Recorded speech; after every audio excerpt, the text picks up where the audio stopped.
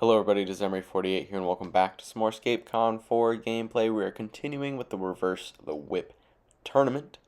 This video will go over the first 3 rounds of cut, which is the top 16 or play-in game, top 8 the quarterfinal, and the semifinal. I'll hand it over to Big Bullfrog, who is commentating these games. Alright guys, we are back with some HeroScape action for you. This is the round of 16 Reverse the Whip Championships. And when I say round of 16, I really mean round of, I think it's like 10 or something. They've got basically 2 play-in games to the, into the top 8, essentially. So over here, we've got 2 great players who are going to throw down for us. We've got on the left side, crowd favorite, we've got Foudzing, our favorite local Frenchman here. So he'll be hanging out over here on the left side. On the right side, we've got Earl of Sandwich, right? Hang on, let me make sure before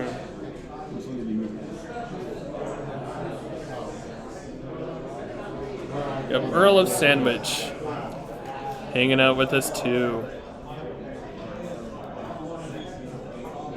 So I'll be putting those stats and such up on the board here in a second. While I'm doing so, quick apologies because we had some co-casters lined up to give me a break for a little bit, give you guys a break from me for a little bit, but they've all decided to play games instead. Can you believe it? Can you believe that they would decide to play HeroScape instead of just talk about HeroScape? So that's okay. I'm happy here in the casting booth. I'm happy to keep talking here with you guys about these games, and we've got a fun one here. We've got Elementals versus Death Chasers, which should be a really interesting matchup. So, let's see. While I'm doing that, looks like they're still doing some placement stuff. So let me work on getting these armies all typed in. So Earl of Sandwich is running Sergeant Drake, Age of Annihilation version, which will be fun. Move 1 range, 6 attack, 3 defense. Let's see, also running for the Death Chaser part of it, he's got Me-Burq-Sa.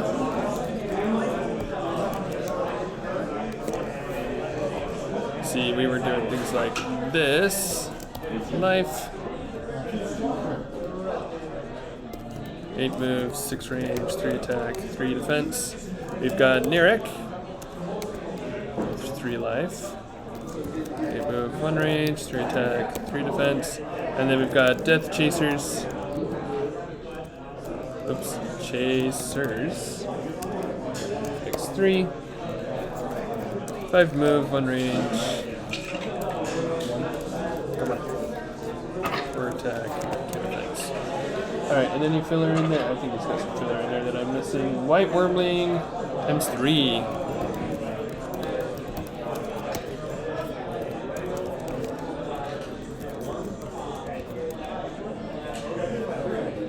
Alright, and that is the army for Earl of Sandwich. Foudzing.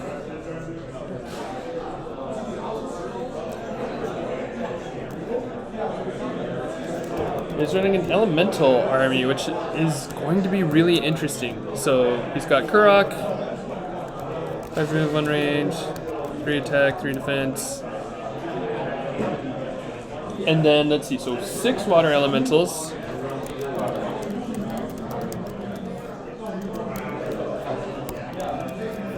And then, well, okay, sorry, I can't look in 2 places at the same time. 2 what? Air elementals? Yeah, 2 air elementals and 3 earth elementals.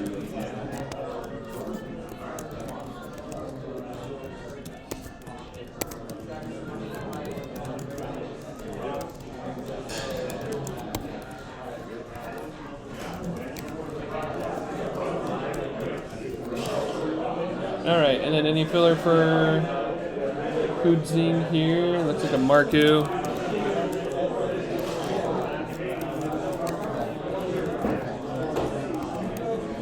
All right, and then we are ready to go. Which is just in time. Looks like they have just finished placing, so perfecto.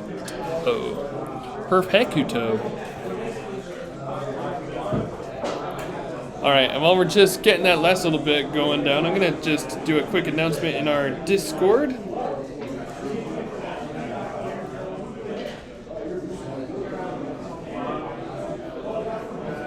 And the Scapers Discord, just to say like, hey guys, we're here. Come join in for some top cut action.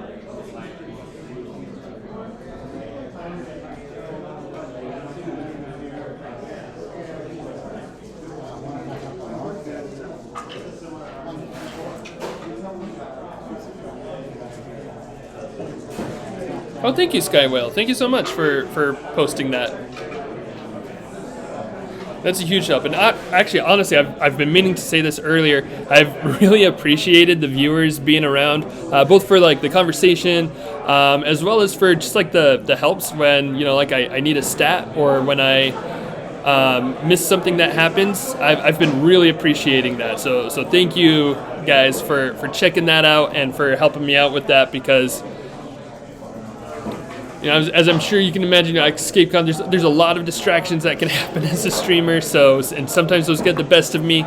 So I'm very, very happy when you guys are helping out with that. So it's been great. It's made it a lot easier for me to be able to do my job here, which, you know, everybody likes it easier when their job's being made a little bit easier by viewers like you. Thank you. Okay, so with that, we've got,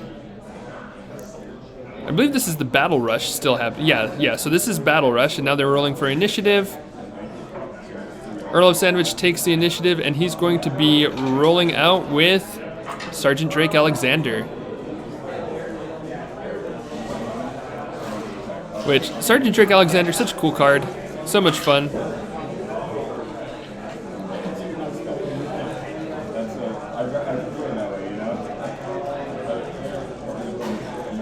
Yes, now I can see how long it should take to set up an army. Yeah, I mean, I won't complain too much because it gave me time to put the stats on the board, but it was a little bit longer. But no, Foudzing's been having a great time here, and it's been great. Kwapa Flocka, you play the winner of the matchup next. Awesome. Hopefully we can get you some good insight from it. Hopefully you can glean some strategy from this. It'll be great. All right, so Foudzing's moving. Let's see, order marker on Kurrok. Of course. And so he's deciding which elementals he wants to move. Stream is so clutch. It's been great to be a part of. And I mean, it seems like viewers have been enjoying it as well. So it's been a lot of fun here. So Earth Elemental and 2 Waters looks like moving up. You know, Foudzing's been playing a lot of Elementals this weekend. I believe yesterday he's been, right, let's see, yesterday in, I don't remember all the, I'm so frazzled at this point with like how much that's happened. I don't remember which army or which event he was playing in, but I do know he was playing Elementals in it. Oh no, it's the Bring 2. Okay, I got there. But in the Bring 2, he was playing Elementals. So now in Reverse the Whip, he's playing Elementals. I think he really likes playing them into the events where he can like make his opponent play them or play into kind of different, I don't know, strategies. I guess he seems to be very comfortable with them. And I think, for me at least, I guess I don't know the ScapeCon scene as much, but you know, for me, I don't see the mixed elementals a ton. So it does seem like one of those armies where you can get a specialty in it and then be able to capitalize on that in stuff like Reverse the Whip and Bring 2 strike when you had elementals. Yeah, thank you, Kwapa, for helping that. Foods had Discord up on his phone. Oh, does he? That's awesome. As long as he's not watching the stream and listening in. But I'm sure we're fine with that. Let's see, Skywell is saying, this stream has also been giving some great experience into what my future opponent for the C3V playtest tournament is like. Yeah, hopefully you're getting a lot of good insight into that guy. He's pretty judgy, I know. Makes a lot of weird calls. you know, kind of an oddball character, but I'm sure you'll have a good game with him. It'll be a lot of fun. Looking forward to playing you, Sky Whale. We'll be in touch next week for sure and set up that game. All right, so 2 water elementals, the earth elemental moving up, and then Earl of Sandwich's next order marker was on a white Wyrmling, so he's moving up those 2 whites. Got one by the hive there, one behind a glacier. You know, nice safe movement so far. I'm really interested to see how this game goes. So yesterday, the game we watched between Ryguy and Caps, we had Stingers and Shieldsmiths, and that was definitely like a big push up the middle, try to take command of the top, and then just try to steamroll from there. And there was, you know, some back and forth. It's not like, you know, you win the middle and you just totally win straight out. But it was definitely they were trying to build a lot of momentum there. This game, they seem like they're going a little bit slower. You know, the development of Sergeant Drake and the Wyrmlings from Earl and Foudzing Elementals, I think, are just going to be a slower army there. Elemental's going to have a hard time with Drake. Yeah, I agree. If Drake can do Drake shenanigans, they could have a real hard time of it. Earl's going to pot up and play slow. That makes sense. It's one of those things where, like, I think, like, when I was just coming in with my gut instincts right off the top, I'm like, oh, you know, Death Chasers. Boom, take the middle. That's what people have been doing in the games that we've seen so far. So take the middle. You get Nerak up there. You get Me-Burq-Sa up there. And sure, yeah, you could snowball that into a win. But I do think, you know, playing slow, especially into elementals where, like, elementals are pretty hardy.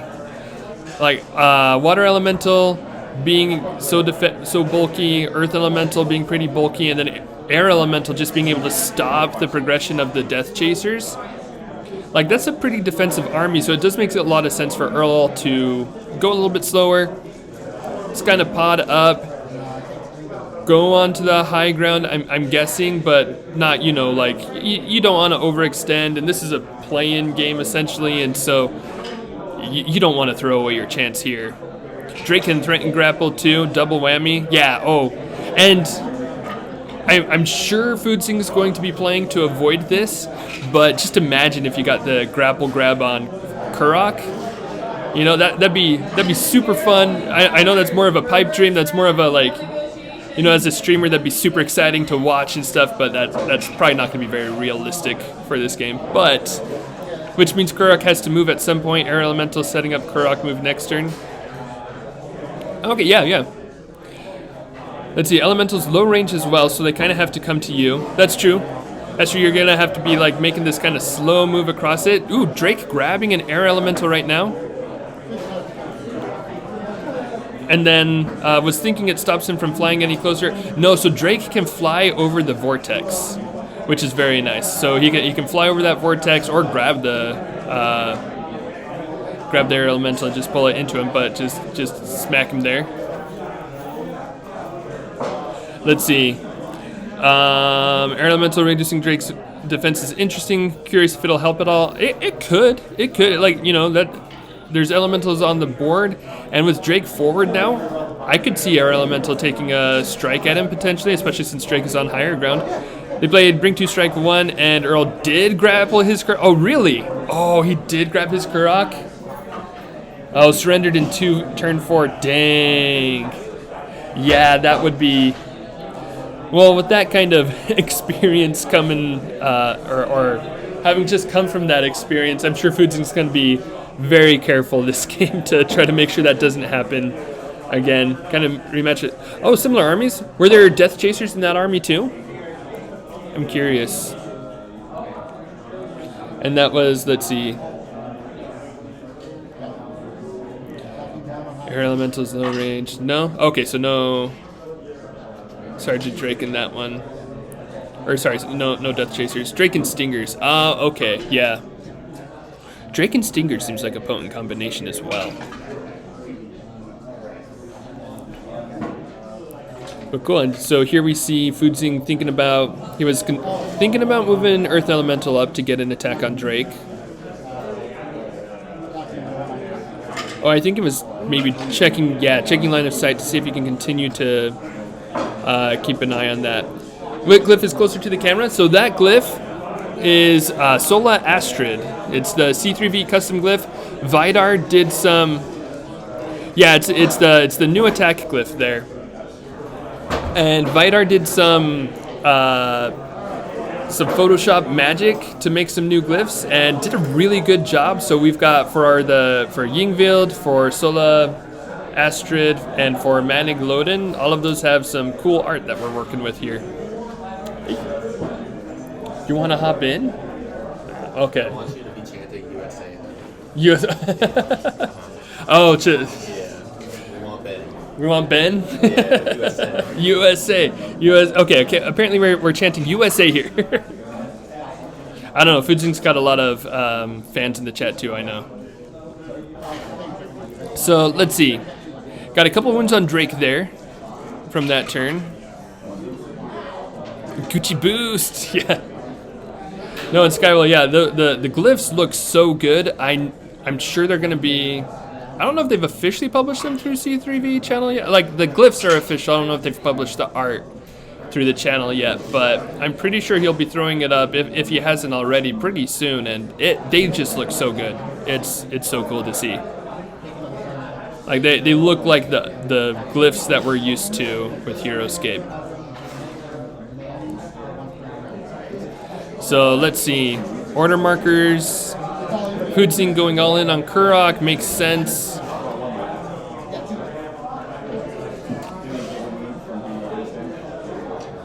Earl of Sandwich. Curious what he'll do here. You just have Drake more forward. So you could see more turns there. But you also want to take some time to develop. So it looks like 2 order markers, Wyrmlings, 2 order markers on Death Chasers. Okay. Which, yeah, because so that's going to give Earl of Sandwich more of a chance to develop. This might be like a, I don't know, 1 and 3 on Chasers, 2x Wyrmling or something like that. Maybe even a 1x Wyrmling, something like that. Chasers time for Earl, going to try to get Me-Burq-Sa involved. Yeah, start taking some of those pot shots. Like, now that you've got Drake up there, well, so... Yesterday, if you guys were around on stream, we saw a game where Drake was just kind of flew up at the beginning of the game, grabbed, I think, like a Gladiatron. No, a Gladiatron grabbed him, and then he just kind of sat there for the whole game, but it kind of worked out, though. So it'd be fun to see, Drake just kind of sit there as a defender and tank a lot of attacks. We'll see. Initiative switch hurts, though. Yeah, that could be tough there. So, they did. Okay, I guess Foudzing just didn't reveal an order marker there. But yeah, so Foudzing taking initiative there. Moving. Okay. So moves the air elemental up, trying to block off some Death Chasers and keep them from swarming the area. Which makes sense, but now he's just so vulnerable to a Me-Burq-Sa shot. Right, like you don't want to just let your air elementals get killed when they're the ones that are going to be keeping the Death Chasers off you. I wonder if there might have been a slightly better spot for their air elemental. Maybe not, maybe that's Pipe Dream. But he is dealing wounds to Drake. Drake now has 4 wounds on him. And that's 3 skulls. Rolling up, and that is 3 shields. Wow, that clutch defense there. Drake falling there. Wouldn't have been the end of the world, right? Because there aren't any order markers on Drake. But it would have hurt. Like, it would hurt to lose Drake that quickly without him. You'd like him to either survive a little bit longer or even have done a little bit more damage before it came to this. But, with the elemental still tied up there, Earl of Sandwich could do some work this turn. So he took the glyph in the north, which was Valda, I believe, so movement. And then you've got the White Wyrmling moving up to make a normal attack on that Air Elemental. One glyph on the far side, it's Valda. Yeah, move glyph.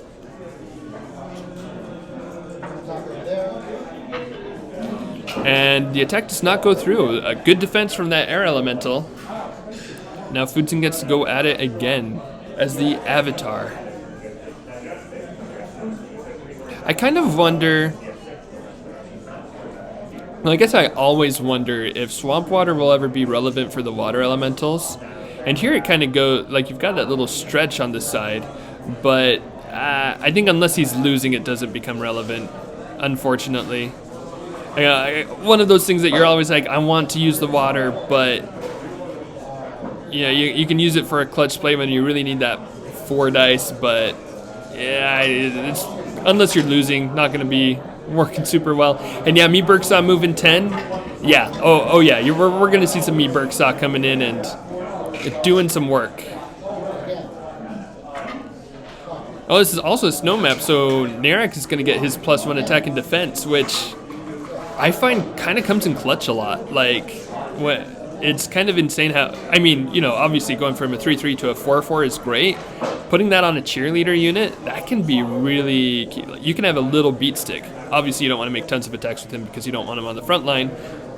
But you can pull off some a surprising amount of damage with Nerak, I think, that people, especially if they forget about his snow strength, won't really be expecting. Okay, so making an attack there. That was against Drake and was blocked. Foudzing really struggling to just finish off this guy, which is exactly what Earl of Sandwich wants. So it's used fairly decently as a second set for a lot of competitive maps, and Nerak is basically the only high-tier unit with snow strength, often not decently. Yeah. No, it's used a good amount, and so, you know, you never grab Nerak for his snow strength, but the fact that he has it and that he's a high-tier unit, yeah, totally. Like, it's a great boost, and you can usually count on that happening. I'd say, like, you know, 1 out of 4 games at least will probably be on a snow map. So, you know, 1 out of 4 games, Nerak's going to be a 4-4 and a 3-3 instead of a 3-3. And so that's going to be a nice boost. That's one of the reasons why I like running Nerak, because it's kind of fun to have such a good unit as that also, you know, is not terrain dependent, but gets a terrain advantage. Okay, so here's another attack from Foudzing. Still not going through. And then he's making an attack, pinky motion to the Wyrmling with that Air Elemental, but he might be rethinking it.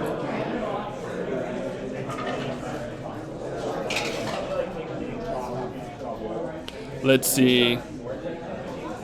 Does he go for it? Does he go for Drake? Which way do we go here? I guess, let's see. So 2 lives left on Drake. What would I do here? He moves up. Okay, he's going for a Wyrmling farther up. And is blocked. Okay, that really hurts. And I don't think I love that placement. Because Me-Burq-Sa doesn't care if Air Elemental is up there. And if Air Elemental survives the turn, awesome. You know, but you do have a couple key spots blocked off for the chasers, but I don't expect... Can't stop Nerak either, right? Yeah, so can't stop Nerak, can't stop Me-Burq-Sa. Looks like Earl is choosing to move Nerak instead, which, you know, get the defense boost up further, that's fine. But I just don't think you expect Air Elemental to survive more than 1 turn, and I don't think it's blocking enough spaces to really matter. Like the movements, or the movement that it's blocking won't matter unless Earl needs to move figures that'll take him more than a couple times to move. And 10 move Nerak, yeah, just hopping right up there. And yeah, especially with the movement boost, like these Death Chasers can just go around the swirling vortex. They don't even care that Air Elemental moved up there, so yeah, I don't love that move from Foudzing. I think that's just made the Air Elemental irrelevant. Like, where it was at least stopping traffic for a second. But now he's just kind of like, opened up half the door, and with the movement glyph, you're happy to take that other half of the door.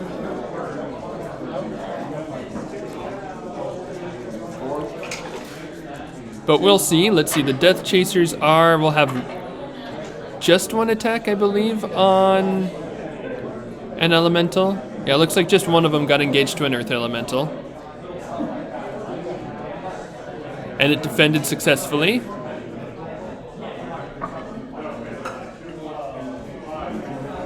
And so now order marker 3 for Kurrok. Rolling out with some more elementals here.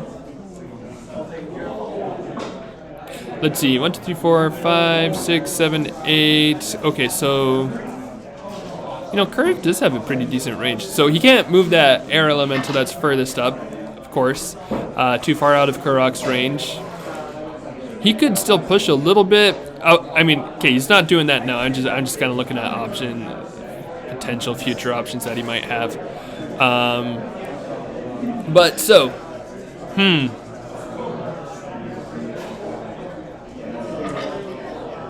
We just can't move that air elemental with Kurrok anymore. Yeah, so Kurrok's range for activating elementals is, I believe, 8.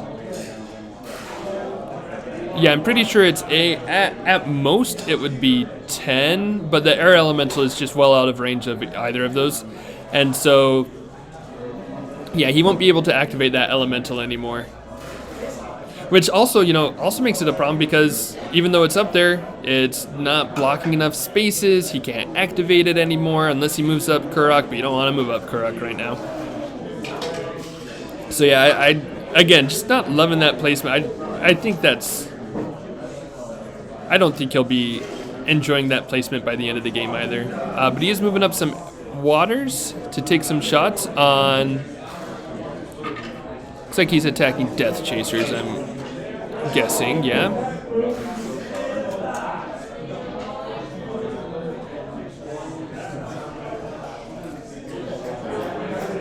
So you check in line of sight. There are a lot of figures in the... There's a Glacier and a big Earth Elemental and a Sergeant Drake in the way, so... We'll see if he's able to see something there. While they're doing that, actually, fun fact that I learned yesterday. So I was playing in the America event yesterday. Everybody gets a free Sergeant Drake from Age of Annihilation. If you look at the card for Sergeant Drake, the smoke that's coming out of his jetpack is not even on the card. So it's not even a gray area. Which means that, it just came up for us with, a Raelin call, where she could kind of see that smoke, but not the rest of the figure, through a jungle bush. But even there, that didn't even count for clear sight because it's not technically part of the figure because it's not on the card, which meant Raelin didn't get the boost. Anyway, I just thought that was a fun fact, and Drake's in the way, so that came to mind. But a little fun fact there, while Foudzing shot and killed one Death Chaser.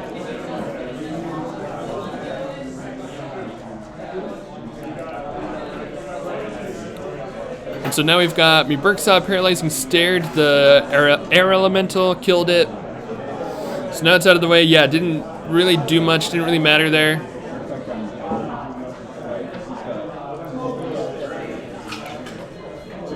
Yep, got rid of that little swirling vortex vacuum thingamajig there. Yeah, that air elemental just didn't really matter. I think it would have been better to get an attack closer back. Or even just develop up another elemental. Because even if he moves up and gets the kill on the Wyrmling, I don't think that Wyrmling is quite relevant enough right now that he needed to go out of his way to try to kill it. I think. I don't know. That's just kind of my thought process right now. But that said, if Earl of Sandwich pushes too heavy, one thing that Earl of Sandwich needs to watch out for, I think, is these Earth Elementals are, tanky for one. They can take some hits and shrug them off. Especially because, let's see, one of them is going to be on high ground there. But also, I think Foudzing could pull off some pretty good plays with the Earth Slam special attack. Like, if he smacks everything surrounding himself and takes out a couple Death Chasers at a time, he could really quickly turn this game around. So while Earl of Sandwich is getting a good position here, I think, you know, like, obviously you've always got to be careful at no matter what army you're playing. But he's got to make sure he doesn't group up too much, or else Foudzing could, you know, turn some tables pretty quickly. But, you know, having watched Earl of Sandwich play the last little bit, I don't think he'll make that mistake there. So kills one Earth Elemental, the one on lower ground there. And now we're back to end of round, setting order markers. Not sure how quickly they're going to launch my next round, so what are we looking at here?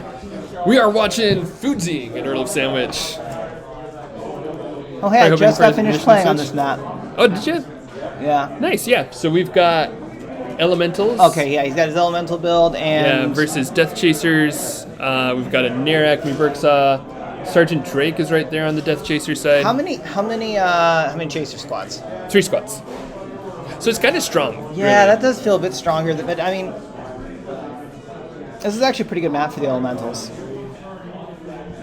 because he's got 6 water elementals. Mm-hmm. Yeah, no, I'm kind of hoping that comes into play. I'd love to see it. You know, you always want to see it. I will say, Foudzing. The controversy that I've been going over so far is Foudzing moved an air elemental up here to attack that whiteout Wyrmling. Obviously didn't kill it, but Earl already had movement glyph, and there's like a big way to go around it. So that's been my big puzzler of like, why take that spot? Well, I mean, the air is. I mean, if you're wanting to kill it, well, I don't know. Honestly, it could be as simple as you forgot about it. Could be too, yeah. But yeah, like that's just kind of led to like Earl's taking a good position up here on the high ground right now. Water elementals can still do work. Earth elemental. The big thing is the water elementals are ranged, and the earth elementals can sort of they pop up in places. Yeah, and if Earl of Sandwich makes a positioning mistake, Earth Slam could be real big. Earth Slam could be big. They have a base attack of 4. Yeah, like that's, and 4 defense on the water elementals too is also good. Yeah.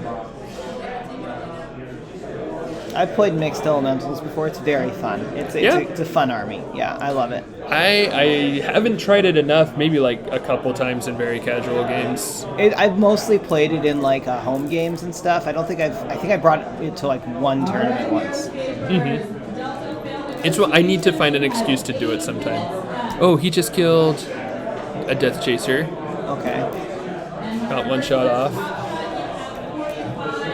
Does it? Okay, so with the... I have played Firestorm.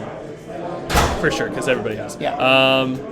With the mixed elementals... How am I phrasing this? So if you've got a squad, you move all, you attack all, right? Does it feel nice to just have like 3 separate activations to be like, okay, I can use an Earth Elemental here, see how that goes, and then make a subsequent decision there? Very much so. Okay. Very much so. It is. There's a lot of little shenanigans you can do. You can use water to like clear a path for something. You can. Ooh, yeah. Yeah, you can use the Earth Elemental to slam through stuff. You can. Yeah, and you can use the air to block off things. It's very nice. It's very nice. Yeah, I think that's on. When I think about that, that's the aspect of it where I'm like, why haven't I played this yet? If you have fire in the mix as well, you can also just pop one in, hope you get some searing intensities. Right, yeah. It's obviously not as good as Firestorm, but, you know. Yeah. But that's just a level of flexibility that you don't usually get. I do think Firestorm would probably, well, so it wouldn't be as good, but I do think the Fire Elemental, in Delta, I think it's actually an interesting question because in Delta it gets a lot more, I think it's a lot more interesting, but I do think if the Fire Elemental, it costs more, but I also think an interesting one would be a Fire Elemental at 3 defense. That would be interesting. Oh, okay. I don't know if that makes the army worse, but I do think it makes it more interesting. let's see, 8-move Wyrmlings. 8-move Wyrmlings great. Yeah, air elementals absolutely destroy melee. They are such a good. Well, they're such a good add to any elemental build for the melee matchups because it's just like. Well, there's a reason why in Take Two yesterday, I had a match where I had to. It was trivia night. He had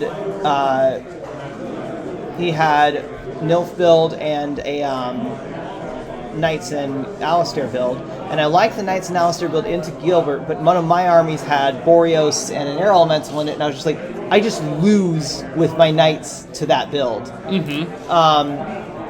To be fair, he didn't know about that, so I could have gotten away with it, but I didn't want to take the risk of, because I was undefeated at that point. Maybe if it was, yeah. Okay. Yeah, that makes sense. I'm just trying to see. So it's busy saying, great move to place that air elemental blocking that path. I believe air elemental is right. Foudzing, get out of the way. There? Yeah? Oh, and an order marker on white Wyrmlings. That's an interesting move. Honestly, the thing is, so where's Kurrok? Kurrok's right there. Okay, because he's got to be very careful. He's got to be very careful with Kurrok because Drake can totally yoink Kurrok and kill him. And if Drake yoinks and Kurrok and kills him, that is just like Foudzing's just not going to win. There's just no way that he wins. Oh yeah, no, I think so. I heard somebody in the chat earlier said that happened to Foudzing yesterday in one of his games. And he conceded turn 4 because Drake yoinked Kurrok and killed him right away. So. He just conceded from there. He's got to be very careful. What's Drake's life at? Drake has got 4 wounds. Yeah. 4 wounds. Okay, so he's counting up. So yeah, so Earl's got to basically. I think the only time Earl can really afford it is like a turn 3, so that way you can chain it around an initiative. Like if it's turn 3 and Foudzing's turn 3 is already gone, I think that's about the only way that you can really do it. Or if he clears out more elementals. Right. Yeah, but I think Foudzing definitely in the early game was keeping things very had a nice little line of elementals. Oh no, yeah. You got it. You can't come here. You have to protect. You have to protect because Drake doesn't care about air elemental. You basically just have to make it so that way it's very painful if Drake comes in because it's very unlikely Drake is going to kill Kurrok in 1 hit. 2 hits feels very likely. It's not guaranteed, but yeah, if you get 2 hits in on, because he's got base 6 attack for Drake, yeah, so that's very good. Also, what's funny is that since Drake has that Thorian, it means that the water elementals can't really do anything there. Yeah, he's kind of been a good blocker there too. He tanked a few attacks. Didn't quite die, and his water elementals can't get him out of the way. 6 life, 3 defense is very hard to get through quickly. Yeah. Especially with flying, you're usually going to be on height. Well, yeah. Well, so 5 life is one of those where 5 life, 3 defense. Raelin's stats, you can't get through that quickly. You can try, but it's not going to be fast. Right. You can. I've done it before. I've also had it done to me several times. Oh yeah.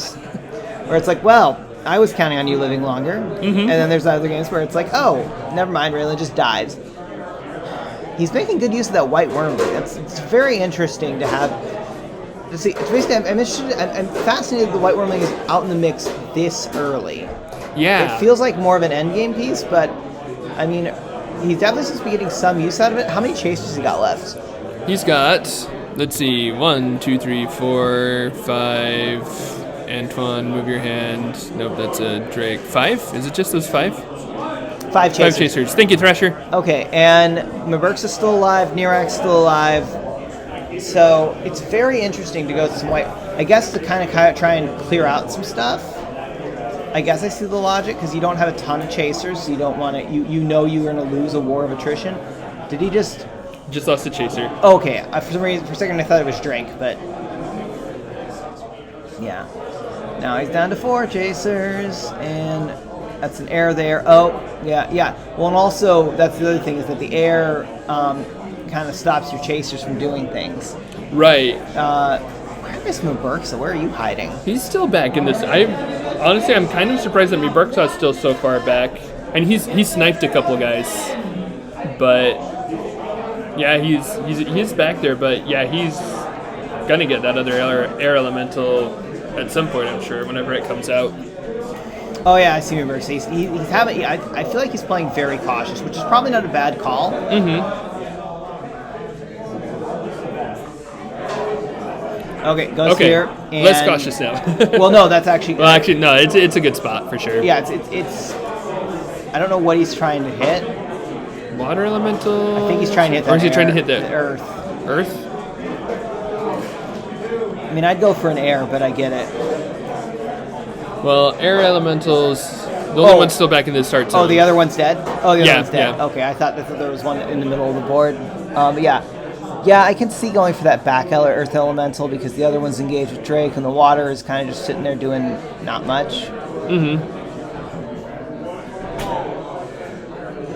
Yeah, I think that Earth Elemental, if you can see it, is the ideal choice. I'm not certain if you'd be able to see it from there. But honestly, the one engaged to Drake is not a terrible backup choice. Mm-hmm. And even honestly, actually, so I would probably roll for Stare on the Earth, and then if I failed it, go for the water because... that's a 10, so no. But yeah, it looks like the water is dead. Just because the Earth is so much... I don't know. The Earth's got more defense. It's doing stuff there. It's down to 6 elementals, I believe. Yeah, so let's see. 4 waters, 2 earths. Oh, I only counted 3 waters. Oh, okay. Yeah, there's one hiding right behind that glacier there. Which format was that for? Once they announce round 2 of reverse draft, that's when I'm going to head out. Okay, but that's reverse draft. Okay. Yeah. It's reverse draft failed negotiations. I'm pretty sure they still got a fair chunk of time. Bro, yeah, they took a little bit of time getting this one started. Let's see.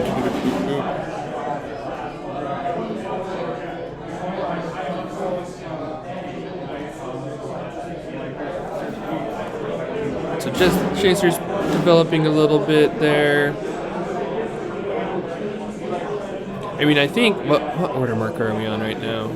Order 2. So number 2 for Earl. Both of them have one more turn. Ooh, and where did you say that other water was hiding? Glacier. Okay, gotcha. Yeah, so that's one of those things where I feel like what is it with the thing with Earth? Not Earth. The thing with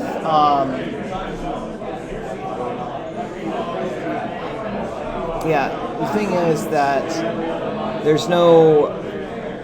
You gotta be careful because Nerak is still alive, but 3 defense is not a whole time. Chasers are very fragile. They're fun, but they're very fragile. Mm-hmm. All right, I'm gonna head out. I will probably be back depending on how fast I'm next round. All right. Good luck. Let's see. Foudzing's going to be able to get 2 attacks on Me-Burq-Sa if he wants. Wonder if that's worth it. Ooh, let's see. Looks like it's worth it for at least 1 Earth Elemental there. Honestly, since Me-Burq-Sa is kind of the main counter to your last Air Elemental, if you kill Me-Burq-Sa, your Air Elemental suddenly is doing a lot more work. Now, granted, there's still White Wyrmling, there's still Drake who can ignore the Air Elemental, but for the Death Chasers, that matters a lot. At this stage, probably. Might just be going for the 1, though. Yeah, I think I would definitely, make that first attack, see how it goes. If you deal a wound, which he didn't, then maybe you follow up, and if you don't deal a wound, then maybe you hold back. I think if that first one, that's actually part of that flexibility that I was talking with Dysol about earlier. You get to see how your attack goes and see if you want to really commit with your other 2 attacks or not. So I think where that didn't go through,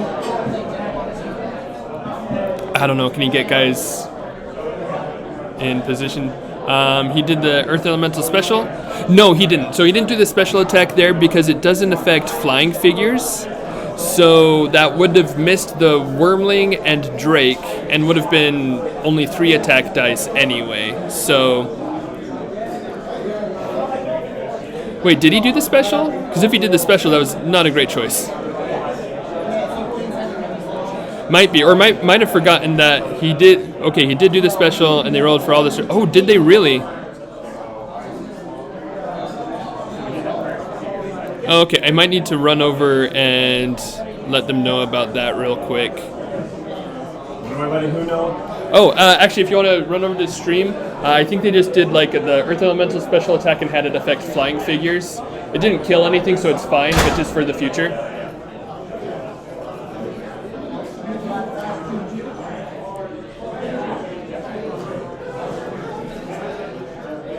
Rolled 3, must have forgotten that. Yeah, I mean, it's an easy one to forget too. I wouldn't be surprised if they forgot that, because that's one of those just extra tags on a special power that people forget sometimes, I think. But yeah, we just had Vidar just ran over to let him know.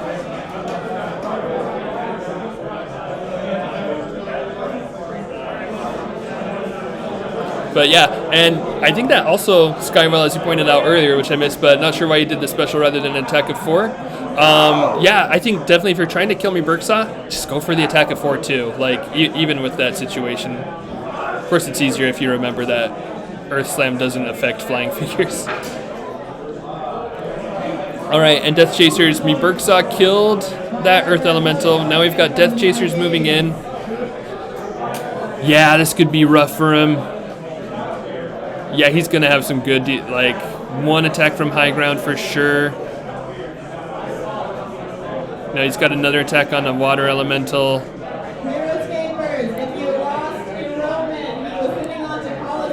Yeah, I think Foudzing had a window there to make something really good happen. But I think he might be losing it right. Yeah, both of those forward elementals dead. Yeah, oh, it's going to be tough to come back from this at this point. Now, that said, as I mentioned earlier, if you're in a losing position, you might see water elementals use their water strength. So maybe we'll see some water strength work out for us. Nerak's defense boost has been doing nothing this game. That's true. Yeah, it has not been super relevant to this game. Yeah, initiative switch on top of everything.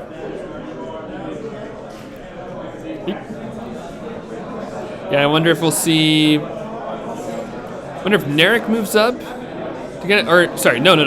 He moved Me-Burq-Sa already. So moving up Me-Burq-Sa, now getting an attack. Blocked the attack. Way to go. But then he gets to follow it up with some Death Chasers. Now he will be able to get a Death Chaser next to the water elemental in the water. But he won't be able to get any others closer to the start zone. Well, all the way to the start zone just because of the air elemental. But I think, run one up to that water elemental. Let's chase around Kurrok on height if he really wants. Oh, you're right. Yeah. No, thank you for pointing that. I wasn't looking at that 2-space aura correctly. But yeah, he can go there and just get one next to Kurrok there on height on that farther space. Yeah, you're totally correct there. I think that's probably your move, right? Get one on the water elemental, one on Kurrok, and then just develop another. No, you've got one in the back there. You can develop that. It's Buzzy missed there at Kurrok. I would have shot the air elemental instead then. Absolutely agree there. Well, I don't know if he had the line of sight to it, but if he did, absolutely should have shot the air elemental there.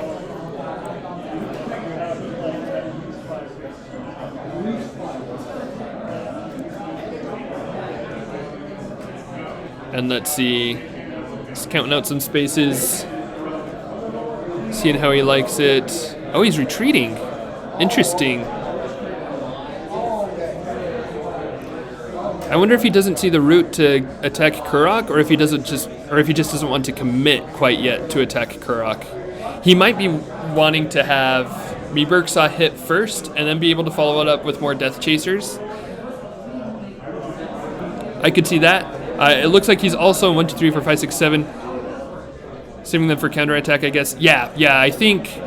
In fact, I'm guessing next turn let's see, what order marker? Yeah, that was just order marker 1. So I'm guessing next turn he tries to have Me-Burq-Sa snipe the air elemental, and then with his Death Chasers throws the one behind that back glacier onto the glyph for Sola Astrid, and then gets 2 more next to Kurrok and makes an attack of 5 and an attack of 6, and just takes out Kurrok that way. That would be my guess for the play that he's going for.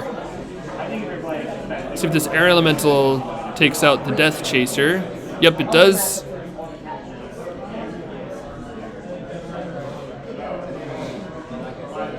And then Water Elemental is going to be making a couple of attacks. You really need to kill Me-Burq-Sa here, I think. Like, I think you need to dive down into water, get that extra attack die, and make 2 attacks of 4 on Me-Burq-Sa, and just get them to go through. Because if Me-Burq-Sa lives to the next round and snipes that air elemental, then those Death Chasers are coming in, right? I think they've got enough move with move glyph. 1, 2, 3, 4, 5, 6, 7. Yeah, if Me-Burq-Sa kills the water element or the air elemental, both of those Death Chasers are coming in for Kurrok.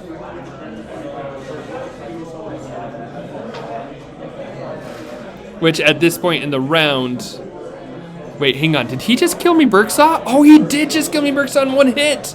Oh, that is huge. Oh man, yeah, that's what he needed.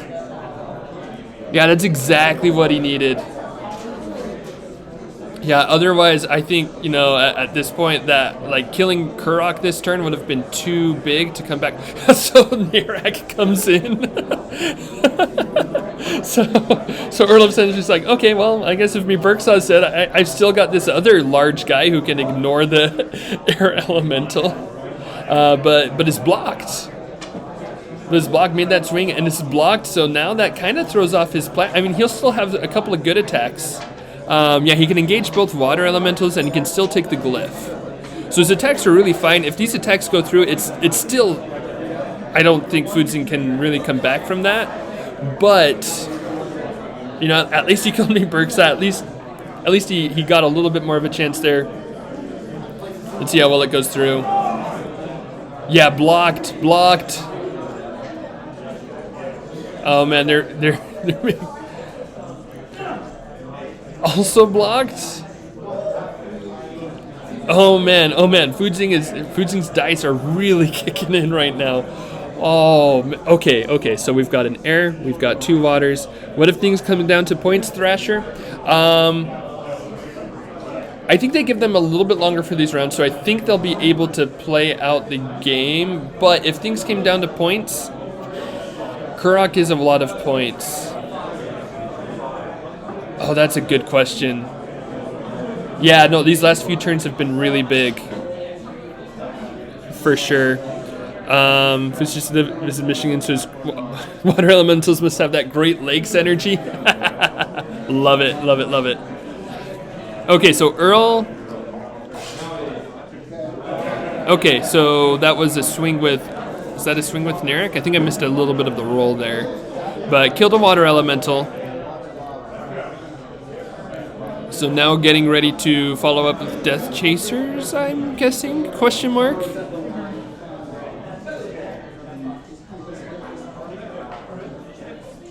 Let's see. Or wait, no, I'm sorry. Oh, that was Sola Astrid. Okay. Thank you, Skywhale. Yeah, because then I'm like, hang on, pretty sure it's Foudzing's turn.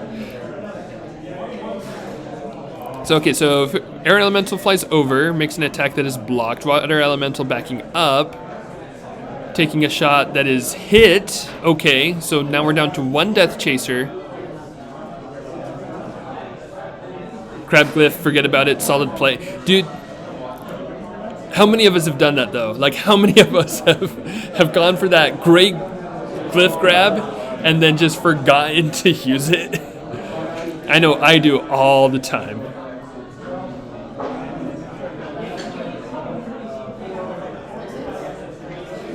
Yeah, no, I mean, I'm pretty sure Earl pulls this off, but it is a close game. There is still a world where Foudzing's dice continue to roll. I mean, he takes 3 wounds there. There is a world where Foudzing gets just a couple more streaks going and takes the win. Let's see, was that yeah, that was a full block there. I think I go for Elementals at this point still. I think if Foudzing saw how this game was going, or how this round was going to go, definitely Elementals would be a safer play there. This is his last order marker on Kurrok. This round though, I'm pretty sure this is just his last order marker on Kurrok. He uses the air, uses the water, and then I think next round, yeah, he's got to go into... Well, I guess it depends on how lucky he feels. If he gets an initiative switch and it has order marker 1 on Kurrok, that could be big. Okay, perfect. Thank you. We didn't update the time for it. Oh, okay. So I'm keeping track on my phone. It's not actually the last order marker. Okay, perfect. Thank you so much. I'm watching the chat. The stream. All right, so Bree letting us know. So we've got 20 minutes left in this game, so we've got plenty of time. They'll be able to play this out. And let's see. Okay. So that was Water Elemental killing Death Chaser, right? In that case, I'd totally go for Elementals instead of Kurrok attacks. You know? Yeah, that's a good point.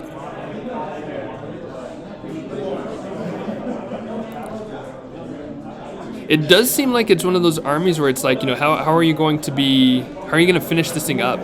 What are you going to do to, like, especially if Foudzing's able to spread out and get some kill, and, for example, kill Sergeant Drake? Oh, man. Okay. Oh, that's very big. Foudzing getting some really key rolls here in the end game. This is coming down to it. Let's see. So Kurrok only has 2 life. It's a risk to put order marker 1 on him, but if you win that initiative, that's great. That's very great. But if you're Earl, I don't know. If you're Earl, do you just go Wyrmling and start using the 2 Wyrmlings and hold on to Sola Astrid with the Death Chaser? You could do like order marker. Well, no, I think you go Wyrmlings if you're Earl. Maybe, and then if you're Foudzing, you could safely do 1 on like an order marker on water for sure. It's a risk for Kurrok, but you could try for a water elemental. You could also always do Marcu, but you don't want Marcu to betray you when you've still got stuff on the board that he can kill. Foudzing could also go for an air elemental and try to kill a Wyrmling. Give it some minus defense. Curious if it's worth it for Fouds to punch Nerak and try to bring waters back. Oh, with Kurrok? Oh, that's a good point too.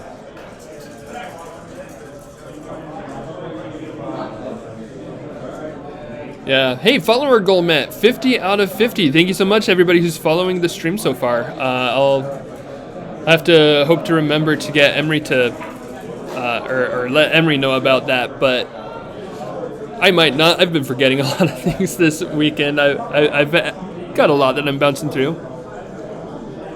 Open the calculator to find out. It's a chance at both anyway. Let's see. So a 3v3, that's a 50% chance at a wound. Right? So really the main thing is initiative. If you had like the initiative glyph, I say go for it. Of course on Kurrok. And then, yeah, absolutely go for the punch Nerak, take a 50% chance at dealing a wound, and then summon a water elemental. They still play an initiative switch, could kill Kurrok before either happens. Yeah.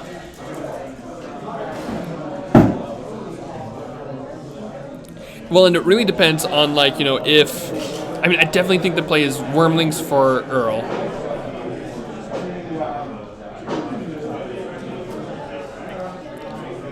Are they counting points? No, they should have... Bree just came by and told me a little bit ago, but told me that they still had 20 minutes, and that wasn't more than 5 minutes ago, so I'm pretty sure they still got time going on.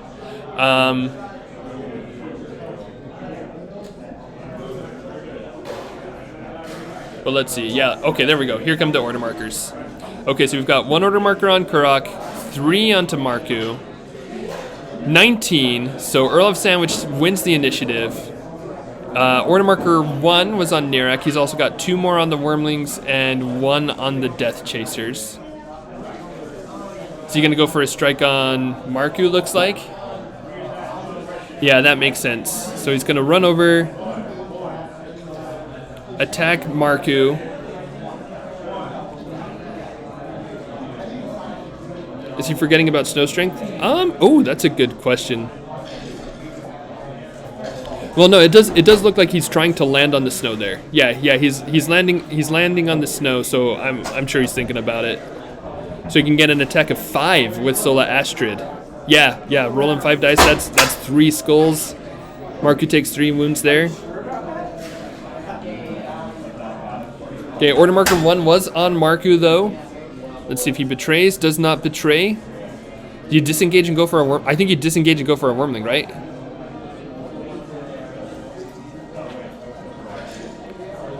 Thanks, Bree, for putting that in the chat for us. We're still counting 60 minutes, not 80 minutes. Thank you.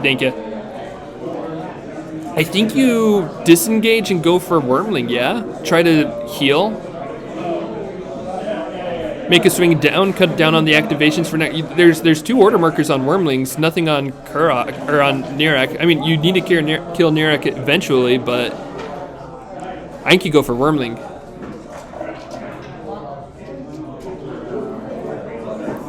$15 minutes left as of now. Okay, perfect. In that case, I would have punched some elementals instead of go for the Kurrok kill.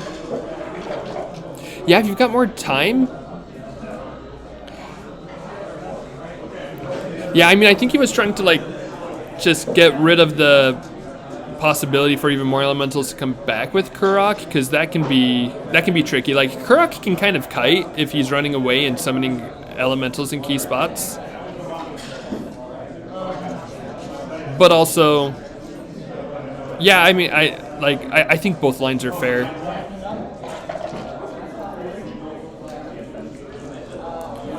Let's see, so Foudzing, I mean, it's a big choice, but and what does he go for? I think he's probably picking up his phone. I wouldn't be surprised if he's looking up some calculations, maybe.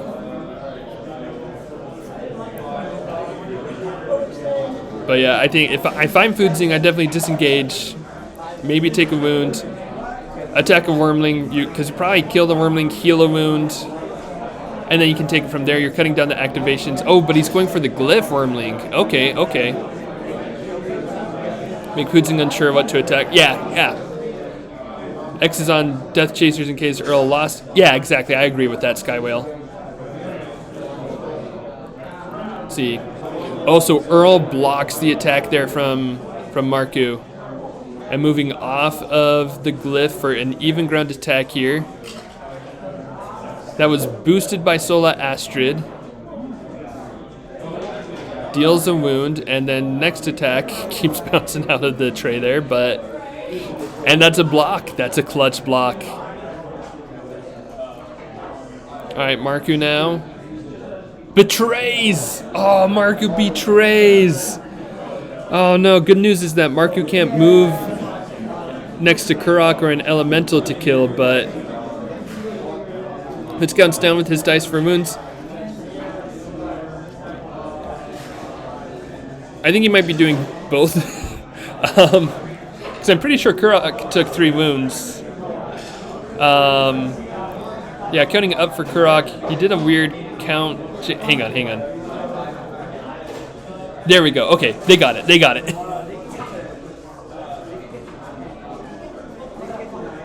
Alright, and that's 2 wounds. Yep, that's a hit on Marcu. Marcu's down. Marcu is down. Alright, so now Foudzing's just got to go all in on Kurrok and hope it all works out for him. And if you're Earl, I think you probably still just go Wyrmlings, yeah? Because you're not going to lose both. I guess you could go for Nerak, because Nerak's, got life, extra life, but Marcu didn't really do much? No, he didn't. He was scary, but he didn't do much. Other than betray Foudzing.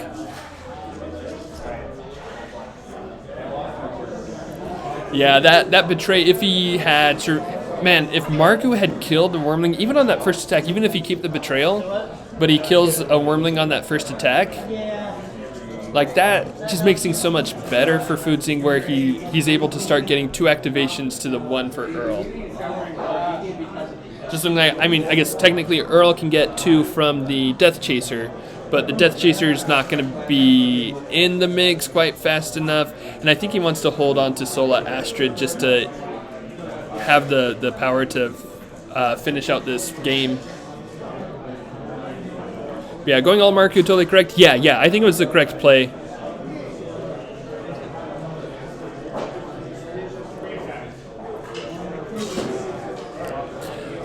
He did technically, he lost initiative, so he did lose 1 order marker, but it was the end of the round, so it was okay. It was the best time to lose an order marker.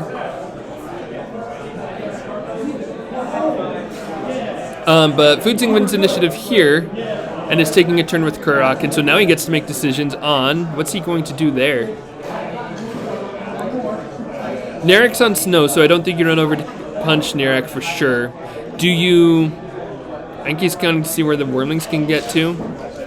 The Wyrmling can take hide on him next turn, so I think you've got to retreat a little bit, like pull back a little bit, and then just try to summon an elemental.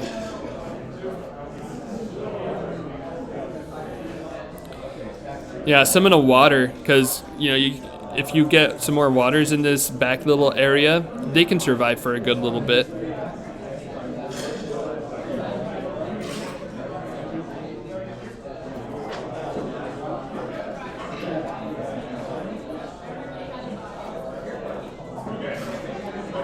Alright. Ooh, he's moving over there, though. Doesn't get the summon. 1, 2, 3, 4, 5, 6. That Wyrmling can get Kurrok. Oh, order marker 1 on a Death Chaser. That'd be amazing right now. But yeah, I think Foudzing might have miscounted there. I don't think he thought that the Wyrmling could get to him. Takes 1 wound from that attack. That was a big attack, though. He got a good amount of shields to block that. And so now the last Wyrmling...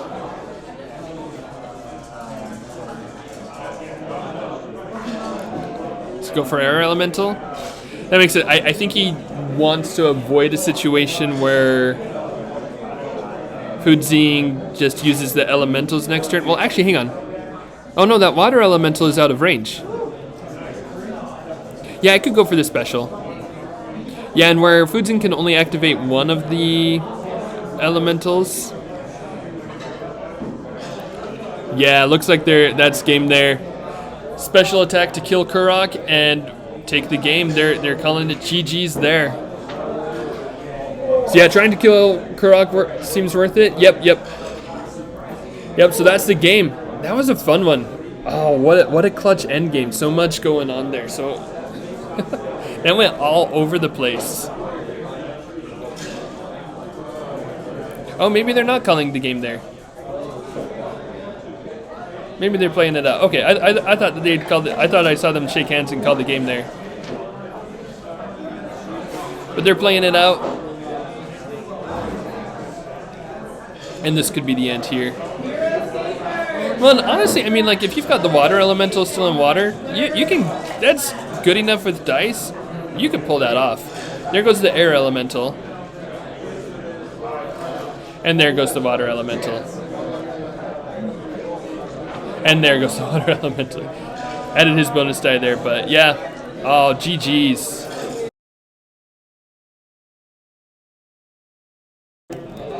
We are here with the round of 8 game. We're going to be having Doc versus Nathan going on this game. So, both of these armies we have seen on stream before, so I will just focus on getting these stats up real quick.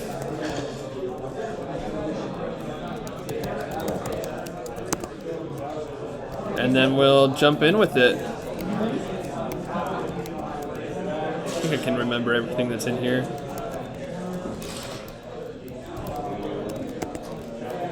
Are all the cards looking good for their stream for the games? They got a lot. Let me double check them real quick. Let's see. I think Exile. As good as we're gonna get. Yeah, it's like that's got a little bit of a blur, but I can tell which card that is. And well, actually, hang on. That's Marcu. Yeah, if Nathan could take like those back 4 cards and just move those in a bit, that would be perfect. So make sure I'm getting this right. So, yeah, Nathan needs to scoot them like up, like towards the Yeah, left. so like just these 4, if they just come in onto the cardboard Okay, more, gotcha. that'll be great. Is Doc good? Doc, I'm pretty sure. Yeah, that's all his army cards. Is that one good? Yeah, because I know which one that is. That's the Knaves. cool, so cool. yeah, we're good there. Thank you. Just tell Nathan it's the Enar. Just those 2 cards need to be pushed up. There's a back one. Yeah, so basically Raelin and Derek need to come in, and then the other 2 next to them just come in with them. Cool.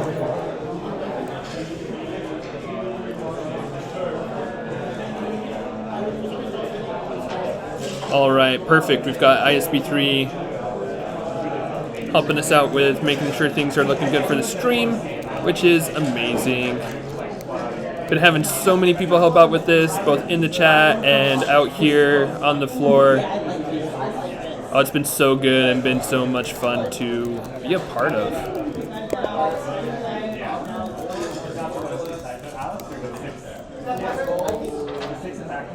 I try to move him over. Yeah, that is great. Okay, awesome. Marcu. Yep, that's going to be perfect. And I might just tell Doc Cutter's just like top left of the card if you can or something like that. yeah, if he can, great. If not, I'll be able to see order markers okay, so we'll be fine there.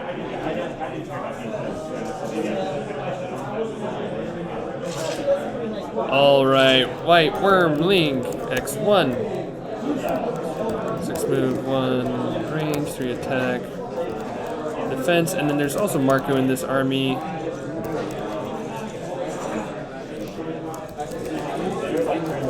The cutter card told him to put top left, but he just moved it back. I think that might be too far back. Yeah, the cutter's too far back now. Right, his cutter card. Yeah, it ends up being about the same as where it was. Oh, is that Goblin Really? Cutters? Yeah, so that's Oh, Cutters cool, then now. he's good then. Yeah, that's pretty good. Cool. All right, let's get Doc's army in here. So this is a reverse round, so they are playing the armies that the other person brought.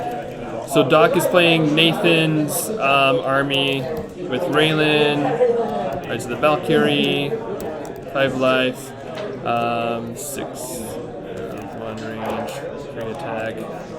I'm just vocalizing this part because Nathan's army was a little bit harder for me to remember. Let's see, this one had the Killian Vane. I'm going to have to look up those stats in a second. He had the Knaves, which stats I'm going to have to look up in a second. And then he had Hornskull Brutes.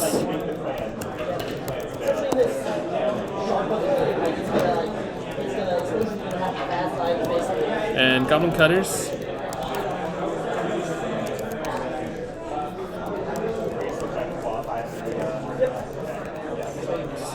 And then I believe he has some kind of filler in there, but I'm going to have to pop back out real quick to be able to see that. Oh, Eldgrim, that's right. Eldgrim is in there. And then I just need to pull up the stats for those pirates.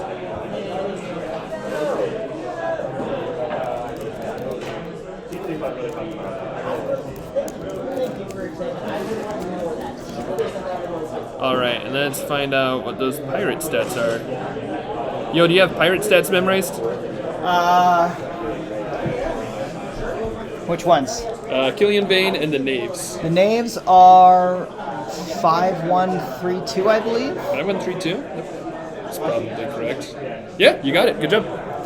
And Killian, I think, is 5433 with 4 life. 5433. Oh, actually, I know that one's wrong because his range is a special attack. And Oh, it might be 5133, yeah, you're right. yeah. I don't know. I feel like he had range that wasn't the blunderbuss, but I could be wrong. Wait, come on. 5142 5142, that's right. and with 5 life. 1 range, 4 attack, 2 defense. Alright, perfect. They're setting up. Yep. right, I missed a couple things with chat. So just to answer those real quick, had a lot of funny. Raelin and Levi talked with the Death Knights the other night. Didn't win, but Raelin's cool. I've been actually really impressed with Raelin, with new Raelin. New Raelin definitely feels very finessey. She's got some interesting. I think my favorite army that I saw with her today actually was Raelin and Cutters. 2 different people did that. Oh, did they? Oh, Both Johnny Frisbee and KOL. Oh, nice. Yeah, we watched Johnny Frisbee's game, but I liked the extra move with the Cutters, and I liked just a bunch of defense reduction. I think that's very fun. No, I agree. Yeah, pirates are good, but take finesse. Yeah, I want to learn how to play those. I think those would be a lot of fun. Well, I feel like they're going to be a lot better once you get dreadnoughts in the play. Yeah, I am looking forward to those. And the Widow, honestly, I'm very looking forward to doing Widow with Sumizumi Samurai. Right. I feel like Widow gives such good options. So Widow with the Zumi Samurai in Classic Land, that I feel like is the best. Zumi or Tarn, feel like the best pirate conscriptions. Although actually, shoot, can you make Frost Claws, or does that have to be small or medium? I'm pretty sure it's any unique squad. Pirate Frost Claws feels pretty I've good got it in too. here somewhere. We're looking for Crimson Widow. Pirate crew, start of the game, choose a unique squad. Yep, so it's any squad. Okay, so Pirate Bears feels pretty good. Yeah, that's it. That seems pretty good, yeah. I'd say in VC land, Brute Gruts feel really good. Because I think the thing is you want the melee squads for Pirates conscription more than the ranged squads, which is good. Because Morrow Warriors would be insane if they were good. Or Krav. Oh yeah, that would be bad. It'd be bad if they were good. Or Airborne. Oh man.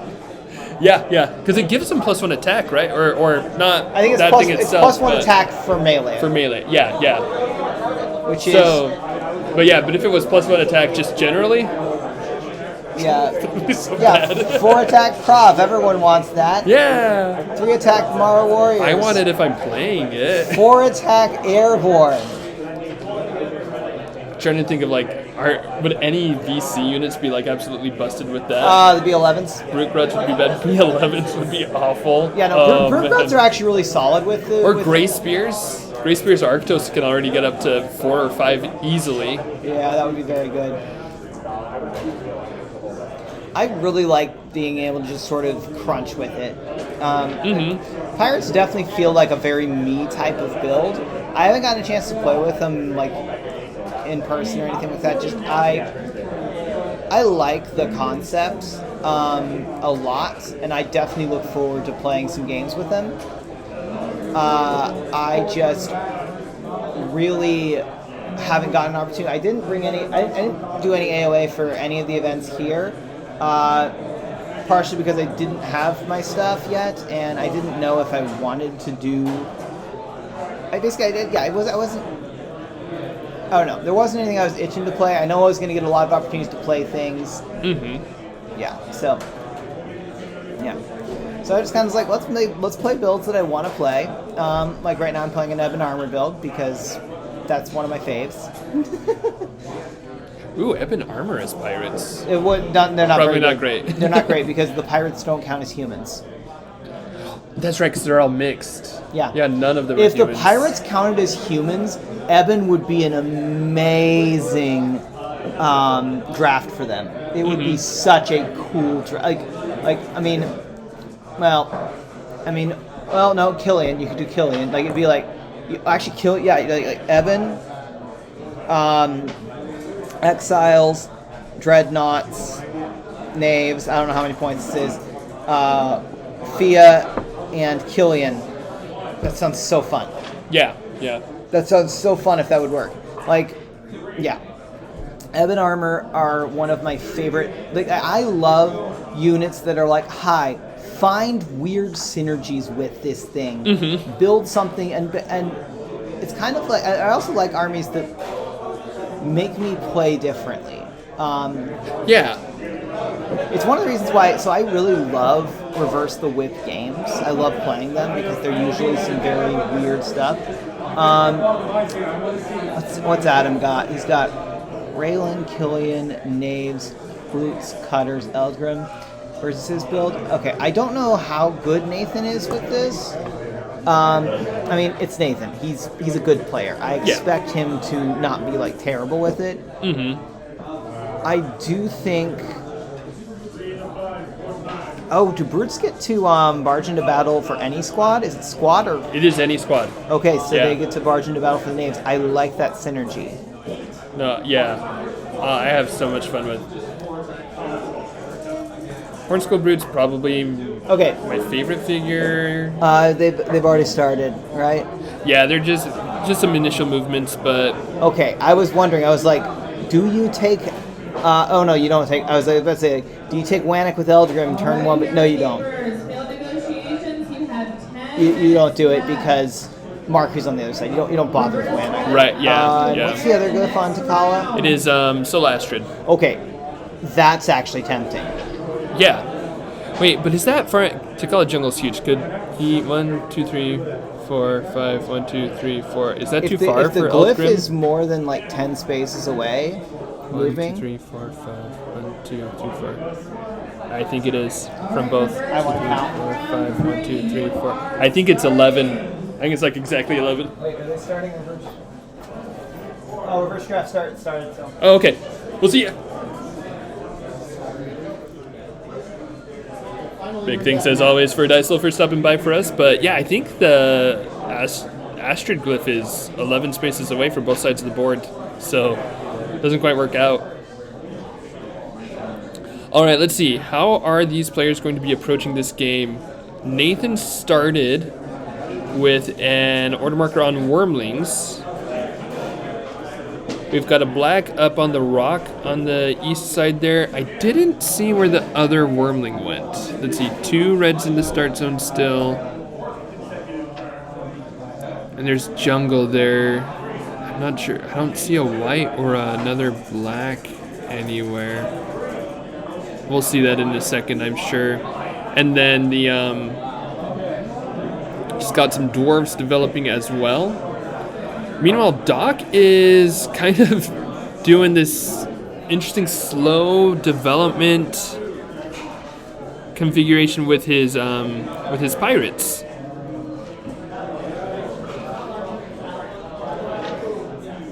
He's staying in Raelin's aura, definitely playing very cagey with it. I wonder if he's going to hop Raelin up onto the high ground and try to take that high ground up there. Interesting. If he does so, then he's giving Wannock to Nathan. And I mean, Doc, though, can use Eldgrim as a Wannock soak and just ignore Wannock for 3 rounds, and a lot happens in 3 rounds, so yeah, I don't think he's too worried about Wannock there if he's able to take the sand zone of the map in favor of it. I think he's probably going to be okay with that.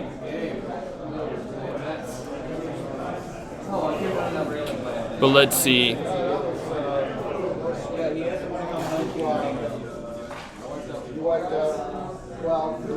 Nathan's third order marker is on the Black Wyrmling, so we'll see a little bit. Okay, so Black Wyrmling moving towards the south.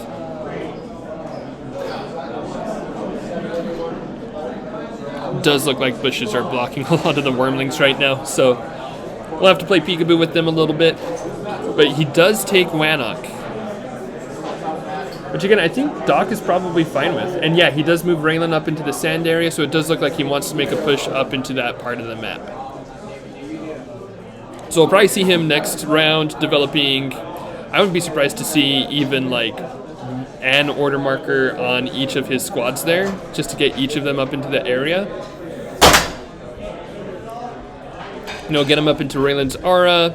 Let's see, her aura 1, 2, 3, 4. So she can hit that level 2 that's just outside the start zone, as well as all of the relevant, all of the sand spaces that he wants to hit there, all of the level 3 up there. So she's in a good spot there. And I wouldn't be surprised to see Brute Gruts moving on to the level 2 or that little island outside the start zone. You can bring up the Knaves around Raelin as well and just move Cutters up into the area and then just have a nice little ball. Well, meanwhile, what's Nathan going to do to try to counter that? the thing is, this map is so big. It's Nathan can't really push. You know, even if he goes all in on dwarves, he doesn't really have options to try to push that area of the map. So I think he'll just also have to end up slow rolling. I mean, and you know, that's, I'd imagine with both of these players, I'd imagine for there to be a lot of development going on. So that's good if you want to watch a development-based game, which are always fun in their own right.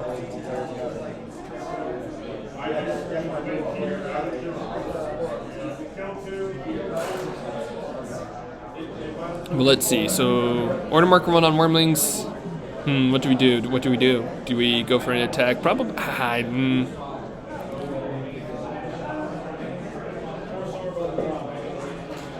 Interesting way to say this is going to be a while. Yeah. that is the kosher way, or the PC way of saying this game might take a little while before we get some big dice rolls going on. I mean, you know, maybe Nathan jumps in with a Wyrmling right now, but I do expect a lot of this early game to be less about dice and more about where you are on the map, which, you know, I enjoy watching, especially when I've got a recording and I can double speed it. But it is cool to see how you know, like, how their minds work when they're focusing this much on development. You know, how are they going to try to trap the other? Like Nathan right now is counting out, okay, if I move a Wyrmling up here, what can Killian hit? Am I safe? Do I need to worry about it? You know, looks like he was thinking about going for an acid spray on a bugbear there. I don't know that he needs to. I think he's okay to sit back and just, you know, like just sit on Wannock. But it looks like he does want to start chipping away at Doc. So, which I'm guessing that he's seeing Doc is planning to go for Raelin up there. He's planning on making a play for the sand area of the map, and so he just wants to chip away from Doc. And, you know, really, if he trades 1-for-1 a Wyrmling for a Hornskull Brute, that's probably fine for him. And he can follow up with a red Wyrmling that he just moved up into that area as well. So he's probably fine with that, and he does want to keep Doc from building up a big mess. And he might just be thinking, I can't, you know, I can't intercept him before he gets up there. My Raelin is still back in the start zone. I need to move my Raelin. I need to move my dwarves. I need to move my, like that's a lot of order marker management that I've got to get to, or do to get in there. So, you know, maybe I just fly out a Wyrmling, try to kill some Hornskull Brutes and chip away at him so that I can get in faster. That seems to be what his thought process would be here. Meanwhile, 2 Hornskull Brutes run out to attack the Wyrmling and kill that. Thrasher Darkray, how likely is it that he was hoping Doc would be using Knaves first? That's a good question. I think it's decently likely, right? Like, I think using Knaves first, that's a good first wave.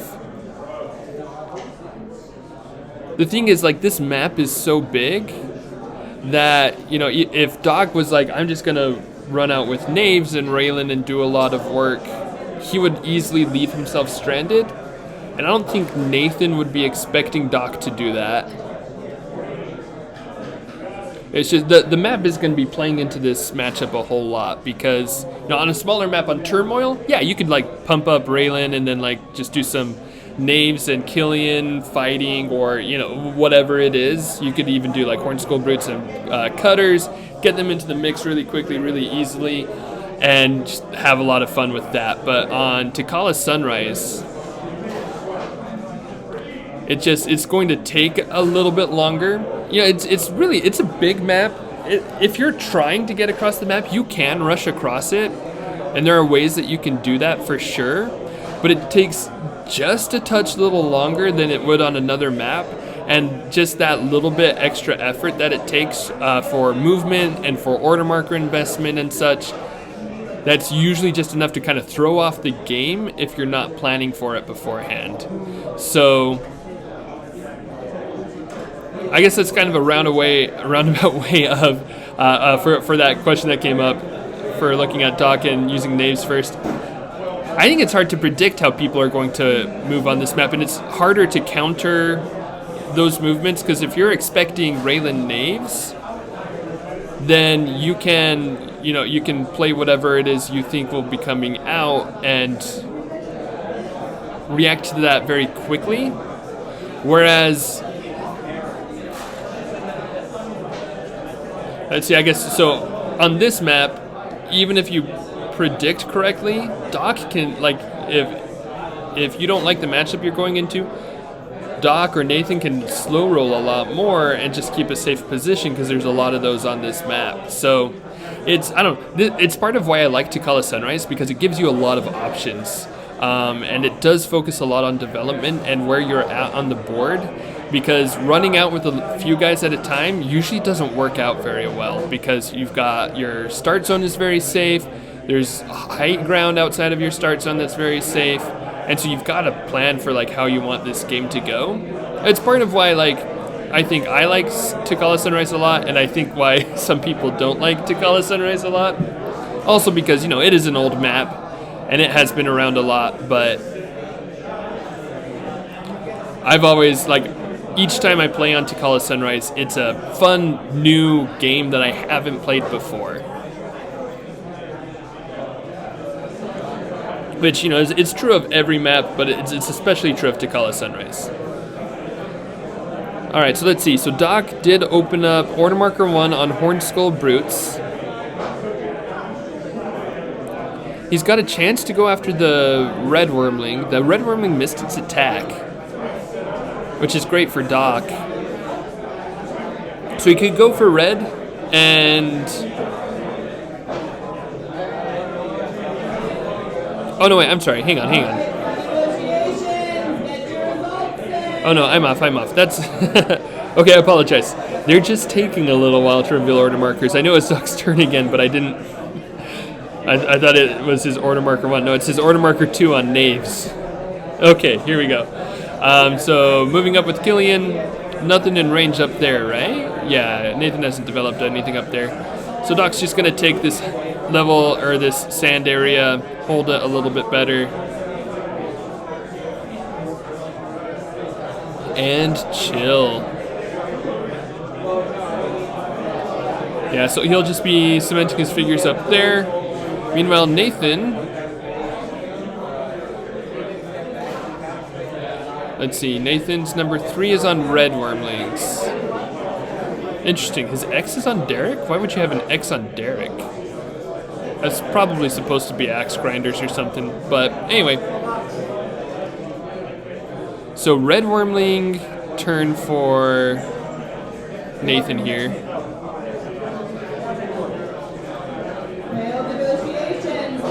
Let's see, so he could try to kill both of the bugbears in the south. If he's feeling ambitious, he could try to go for both of those kills. If both of those kills go through, that's awesome for Nathan, because those Wyrmlings can't get hit back. But he does need both of them to go through for that. But you do have the common hero bonding advantage in that... Oh, interesting, he's using the white Wyrmling. And also, yeah, I did not know that the white Wyrmling was there. I knew it was somewhere on the board, but it's really playing hide and seek. But so moving there, he can get an attack at each brute. I feel like I would just try a red Wyrmling for. Well, no, sorry, you can't do the red Wyrmling first because you got to do your second turn on the red Wyrmling because that's where the order marker is. So you wouldn't be able to kill both if you did red worm first. Maybe that's why he's doing white. I wonder why not black. I feel like black's maybe maybe has a better chance of killing here. Maybe not. But white gets the first brute. Misses the second one. But this is a chance where, so Nathan's got to use the red now, so he can either use the one in the start zone, unlikely, or he can just use the one that's right there. Yeah, I think he just rolls that attack on the Hornskull Brute, because if he kills it, it's great. It means he's won that part of the map, and he's happy. Oh, and he can also take Wannock, which I think is a fine move. Because if you kill that, yeah, he gets it. Yeah, and so now Doc, if his next order marker is on Hornskull Brutes, which it's not, but if it was, then he wouldn't be able to get punished for that. And now since the order marker isn't on Hornskull Brutes, he's really not being punished for it. So the order marker is on the Knaves.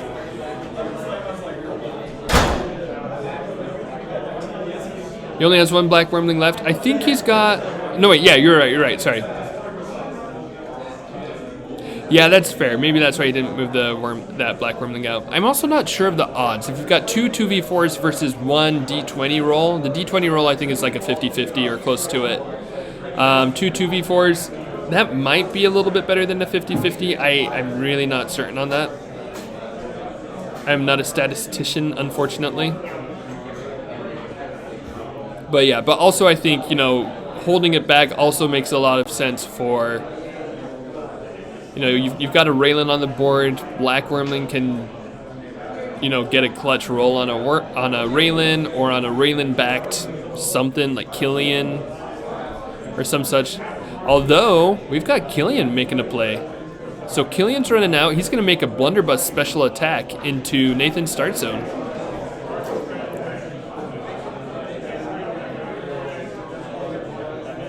All right, and the dwarves are spread out a little bit, so no group shot there, unfortunately, and also survived, unfortunately, or fortunately, I don't know, whoever you're rooting for.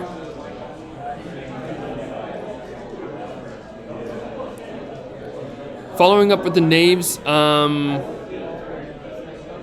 thing is, I don't think Doc really wants to do too much with the Knaves. Yeah, it looks like he's maybe using them to screen a little bit. Kind of, sort of. One sec, I've got to double check the Knaves' powers because they don't have black powder.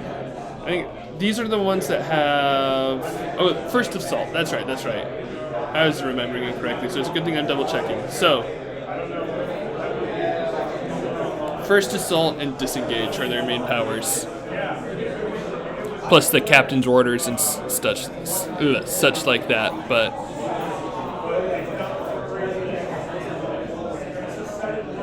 Which also, honestly, another reason why I like the pirates, again, I've made fun of their powers a little bit, but I love the combination of Disengage and First Assault. I think that is very, very fun, and I want to use that to good effect. So, let's see. I think Doc is just trying to figure out which positions he likes his Knaves best in. You know, moving up kind of like a screen to delay stuff. I'd be interested to know why he's... It does feel a little bit forward. I mean, he's okay. He's still in Royland's aura, but I'm just thinking like he could hang back a little bit. And just kind of delay how quickly Nathan's figures can get to you. But maybe it's the same anyway. Like... Oh shoot, did Nathan just roll a 1 for Wannock? Nathan just rolled a 1 for Wannock. So that might run out soon, so you might want to... Okay. If you notice no audio, it's probably got an hour left on it, maybe 30 minutes. Just unplug that again, so. Okay. Yeah, no, what... Yeah, sorry, just a little bit about the mics there. Yeah, that was a 1 on Wannock. The Wyrmling's gone. That's a red Wyrmling down for Nathan. Oh man, that bites. That is always feels bad. I mean, I won't blow this one out of proportion. I won't say that's huge and game changing, but it sucks for sure. Also, there was a Knave that moved on to Sola Astrid. I believe up there, yeah. There's a Knave on Sola Astrid, so Doc's got the attack glyph now. He'll be able to use that in the fight to come.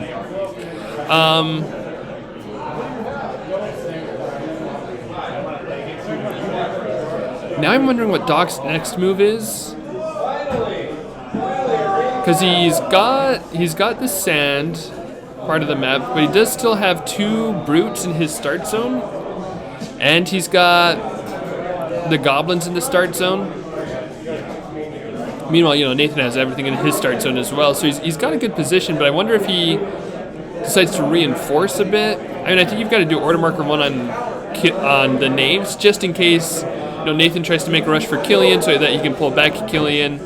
But do you do more order markers than that? Do you try to do more special attacks, more ranged attacks into Nathan's stuff with Killian? Or do you do like maybe a 1 on Knaves? I don't know, maybe like a 2 on Brutes, 3 on Knaves again?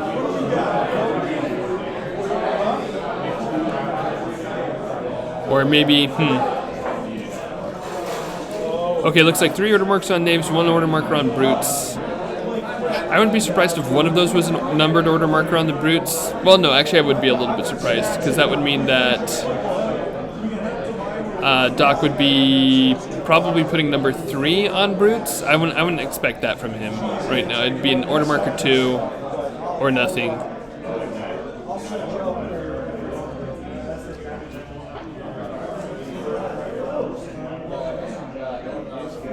But Nathan wins initiative, and so now he's going to be able to use his dwarves to engage here. And Killian only has 2 defense, so they could do some damage to him if a couple dwarves engage. Looks like he'll be able to get 1 on even ground if he decides to. And he could engage 1 more from low ground if he wanted.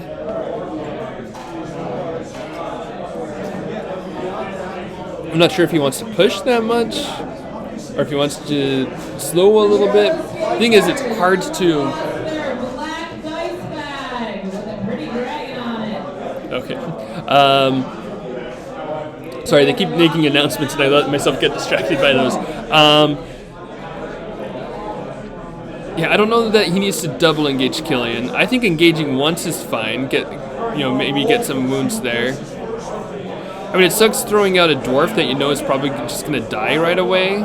But if you can catch Killian there, like if you can deal a couple wounds and Doc doesn't feel safe disengaging, which he probably still would, right? Like, if Killian takes some wounds, then you even more want to disengage because he's not going to take 4. It's not going to be so much that he'd be able to die by disengaging. Well, I guess unless you double disengage. And that could be the dream there, but... Nathan and Doc are much more grounded in reality than that. They've got a firm grasp on what is real, and they don't need to worry about the dream place.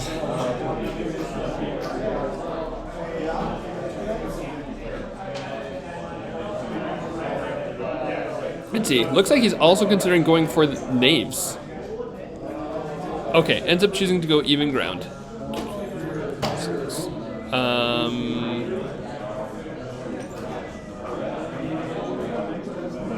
Okay, and engaging one of the Knaves from low ground with a dwarf that was hiding behind the hive/tree.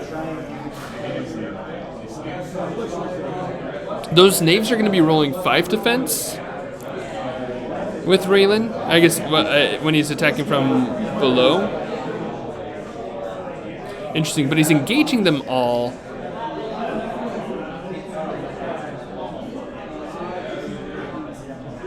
So that he can... I think he's probably trying to limit how well Doc can use First Assault.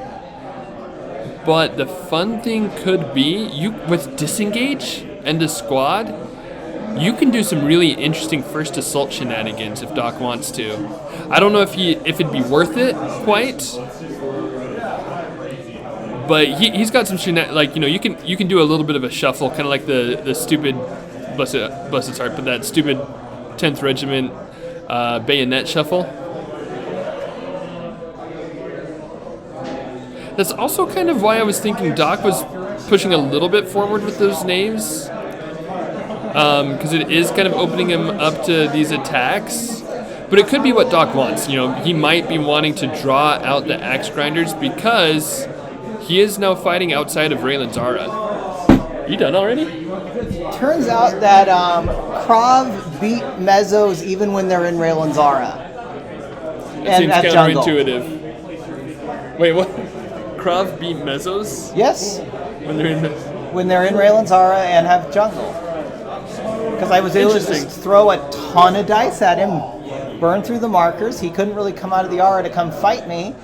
And by the time, and he actually was like thinking he could cause pressure with the wound glip, and then he realized I could just throw Evan armor onto my army cards every time he did a wound marker. So I was like, I don't care about this. So yeah. Well, nice. So what's the game state here? All right, so we've got Doc's made a push up onto the sand area. He's got Knaves and Killian. Nathan's now going for a little bit of a counterattack with dwarves. We had a little bit of skirmishing in the bottom with. Looks like Adam's holding on to the brutes and cutters for a while. Gotcha. Yeah, well, so the the Wyrmlings brutes are gone. Ooh. Well, okay, so the Wyrmlings came out. They killed a couple brutes. Nathan had a great turn where he killed 2 brutes and wasn't able to get hit back here. Had a red on Wannock and then rolled a 1. Well, yeah, no, I think I do. I see someone saying that how likely is it that he was hoping Doc would be using Knaves first? I 100% would expect Knaves to be the opener. He opened brutes. It was kind of a little bit of a mix. Like his opener was really like very slow crawling up this way so that then he could pop Raelin up there and then go more into Knaves. But the first round and a half was kind of mixed. Gotcha. Yeah, it looks like dwarves killed one of the Knaves there. And what I'm hoping to see here is I want to see some disengage first assault shenanigans because that would be very fun. Adam would 100% do something like that, but I don't know if it's the right call to make. Is Derek still in the start zone? Is that what I'm seeing? Derek, just outside. Oh, Derek's just outside the start zone, so it must be. What am I seeing there in the start zone? That's a red Wyrmling that I'm seeing. That I thought was Derek. Yeah, red worm there. They're also like Doc's been. I don't know. I think Nathan missed a chance to put an order marker on his Raelin because right now he's fighting. I guess the whole time he's been fighting outside of his Raelin's aura.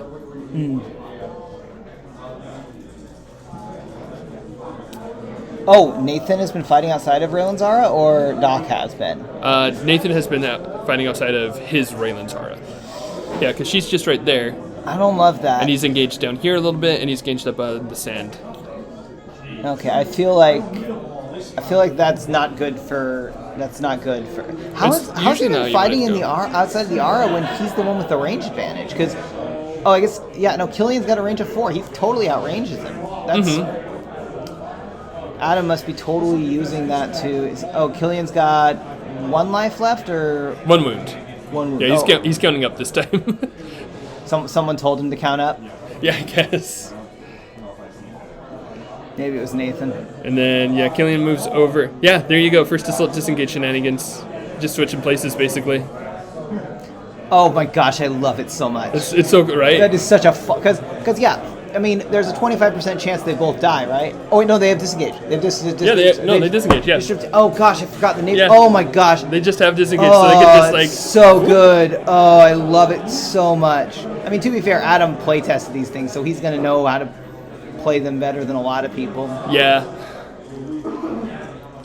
It's an unfair advantage. He's been playing them so much longer. Yeah. Yeah, no, it's like, I love that move, though.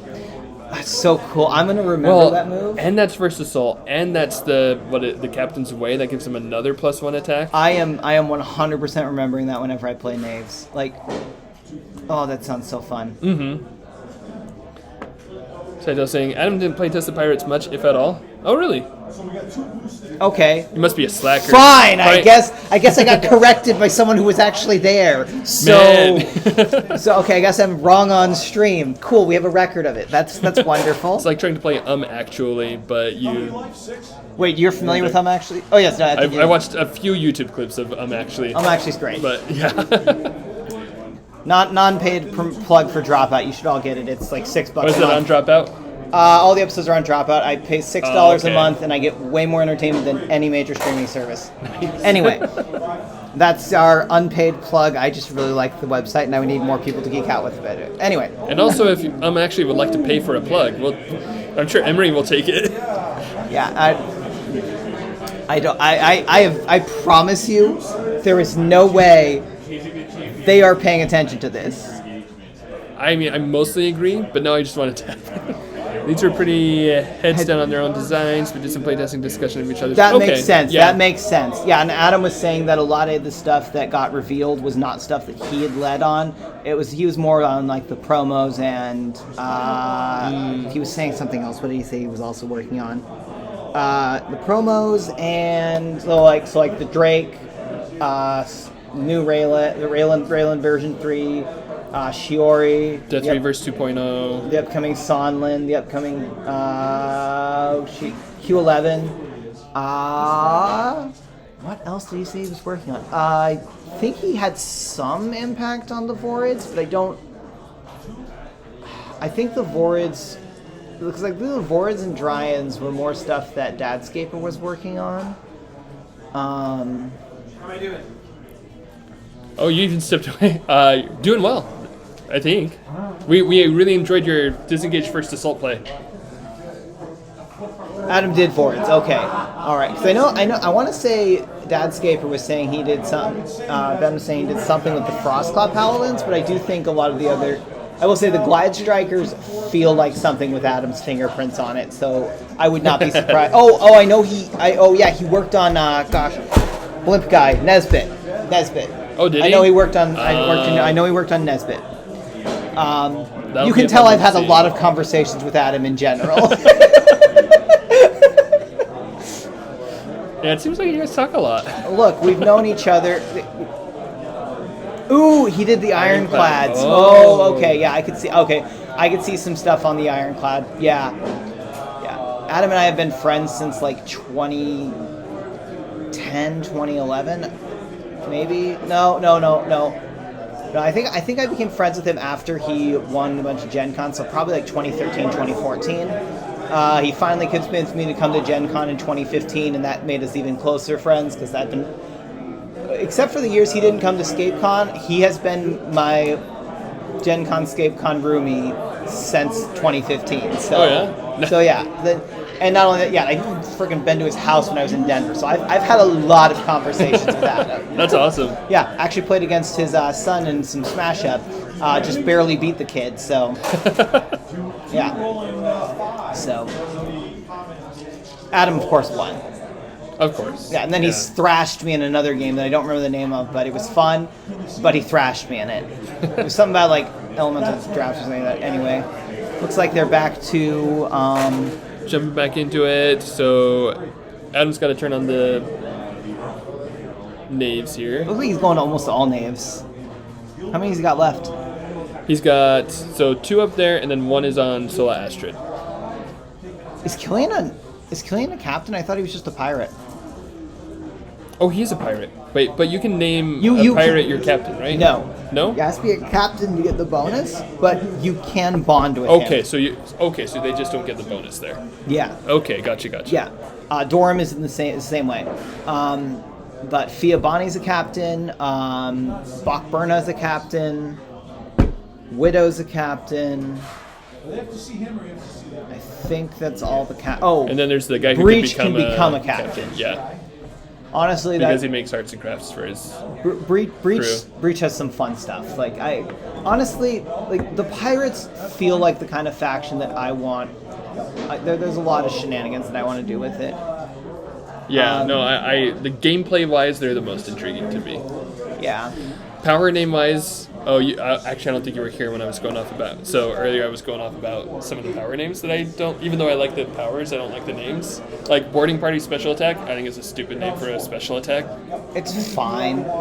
The one that I actually hate as far as a special power name, Run. Run bugs me. That is kind of a Run bugs boring me one. as a power. Yeah, Run I don't love. I don't love that these aliens from another world with these sci-fi guns have black powder markers. I think that's kind of stupid. Okay. But I will say this much. I buy that because I've watched Treasure Planet. okay, I'm sold. That's all it took. That's all it took. Just imagine it's Treasure Planet. There you go. Done. Yeah. No, it's not, like that's bugged me. The Boarding Party. I love black powder, the power. I just hate that these aliens have it. Or like I like Fair. Boarding Party Special Attack, the effects. I just don't like the name for it. Thrasher agrees with me. Okay, I've got somebody in more corner. Look, Thrasher, I love Treasure Planet, and I want to believe. I want to believe.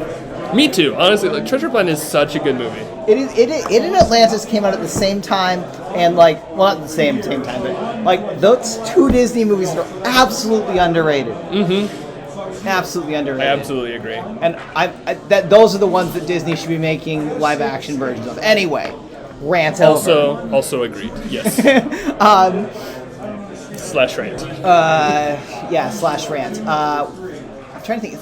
I think I like most of the other power names. I know I had an issue with Knight Irene's original name, Oberon, but that's partially because... King of the Fairies? So, not only that, but I was reading a, 18-book series at the time that straight up is, all about Fae and stuff like that. Oh, really? And so, the name of Oberon and, yeah. Well, I think Fiabani Thrasher is based off of an actual historical figure. I do believe that I think I remember seeing that.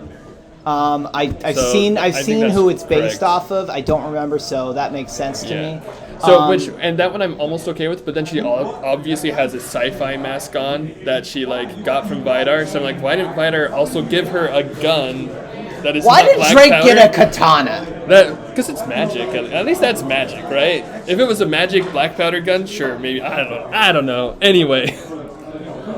Also, we're being nitpicky about a game for 8-year-olds, so, Technically, it's now for 14-year-olds. Yeah, no, I honestly, I'll put it this way. Any of my little nitpicks on... So, just for anyone... Skyto is saying that basically no control over unit names, little control over species names. So, honestly, yeah, no, that's fair. To be fair, I don't like Knight Irene that much better. I like it better than Oberon. Right, yeah. But, again, low bar. Mm-hmm.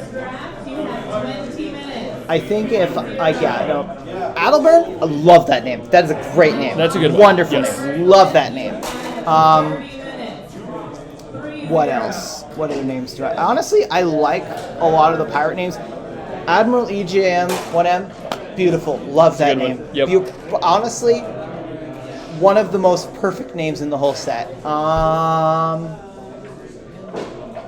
Trying to think, who else? What other names do I absolutely love?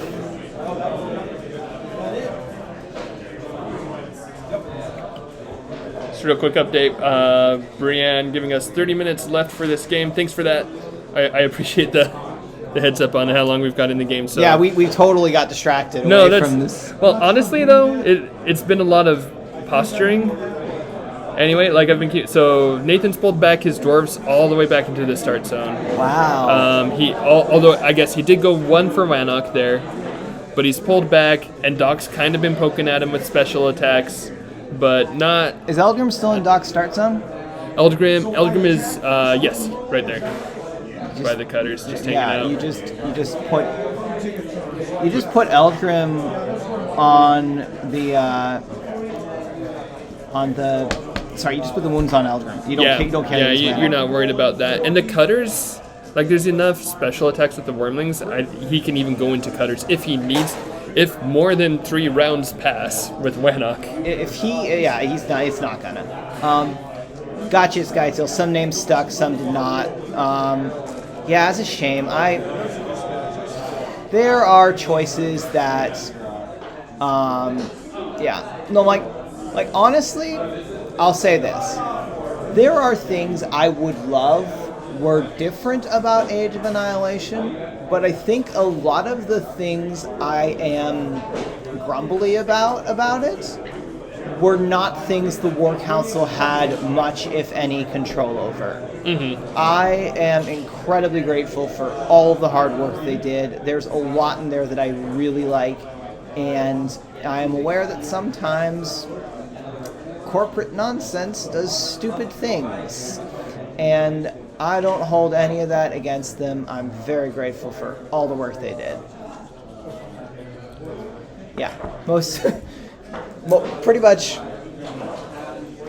all the major decisions I can think of that I'm not thrilled with pretty much can back up to corporate nonsense.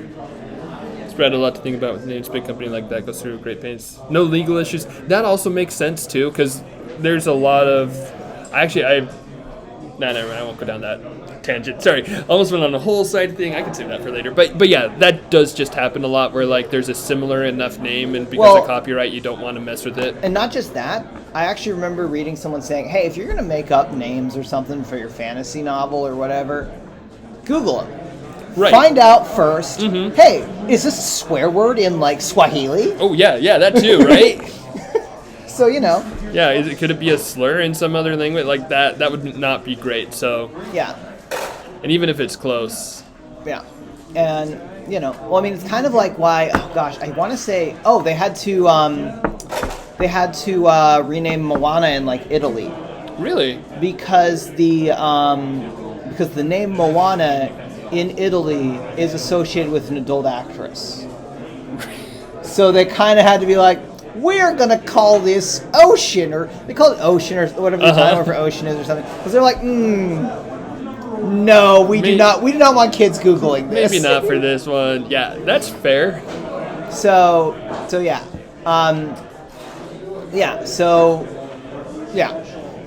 And yeah, there's very good reasons why someone might change something. There's also less good reasons. So it's like, it's one of those things where it's like, I don't know. Do I have grudges against Hasbro? 100%. Is it over multiple issues? Also, yes. Might have a little tidbit we learned about. Really? I'm excited. Is this something you can share? Can you share this information about Shiori, or is this stuff you is still under like NDA or something like that? I won't force you to share if it's not NDA. If it's not, if you don't think so? Don't think so. Which way? Don't think you can share, or don't think it's not? If you think you can share, I want to know. Absolutely. If not, I completely understand. Yeah, we won't pester about it, but you won't share? Okay. Fair enough. Fair enough. But it's fun to know that that's out there. Fun to know there's some fun things. Yeah. I may be doing a Google search later. For no reason. Well, now I'm trying to rack my brain. I'm guessing it's probably not Japanese, because Shiori, I can't think of anything that it might be in Japanese. But also, my Japanese is pretty rusty, so... I don't even watch subbed anime. Oh, really? It messes with my brain to read something in one language and hear it in another. Yeah, that makes sense. Real quick, I am going to bump back into the game real quick, because we've got a little bit of action happening. I'm sorry, I'm very distracted. No, it's okay, but we do have... So Wyrmlings are making a little bit of a push in the south. We killed a Goblin Cutter he still and has a 2 names. Bugbear. 2 names. Yeah, so there's still... Well, there is still the Knave on the attack glyph. Oh, he's got the attack glyph. Yeah, so 2 Knaves running around, 1 on the attack glyph. They're swinging down towards there, but we're down to 2 Bugbears, 3 Cutters, and Eldgrim has 2 wounds on him. So there's so much posturing in this game, which is great. Like I'm not knocking the posturing. I'm not surprised. It is a little bit harder to commentate on. Nathan is one of the most cautious players in the game. Oh no, he is. Which is great. I love to watch. Sorry, I'm showing big of something. Gotcha. So yeah, I guess. Did the Wyrmling snipe some of the? I think. So yeah, we killed a Goblin there, and then there was just one brute up on that level 2. So one of the interesting things about that is.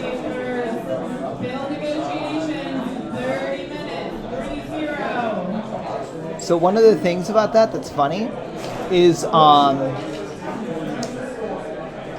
do I say this? I think what Nathan's trying to do is actually make Wana more of a pain for Adam, or at least that's part of it. Oh, okay. Well, also late game the Cutters can just be annoying, but Adam's army is really good in the Cutters, so like. Yeah. But kind of chip away at him, so that when Wanok hits, he's got to get it onto more and more important targets. Or even just in the end game,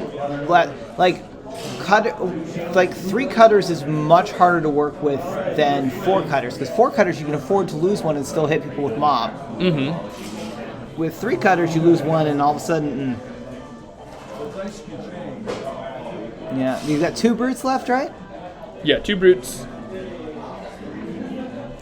It's all partial squads though now for Doc, for Nathan. I think 1, 2, 3. Is Derek still alive? I think I didn't.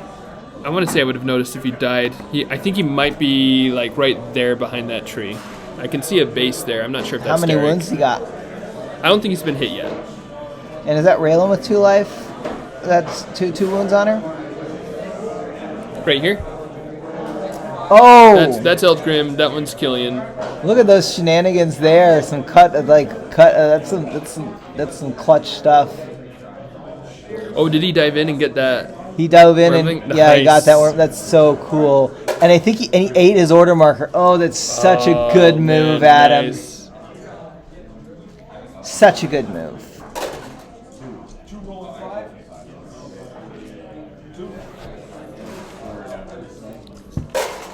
And right in time for initiative, right? That's the initiative. That's the round. I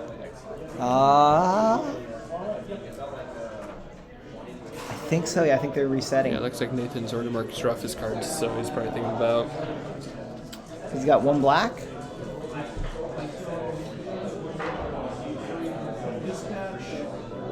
Oh no! Sorry. This is Doc's last turn on brutes. Barge into battle to attack the X Grinder.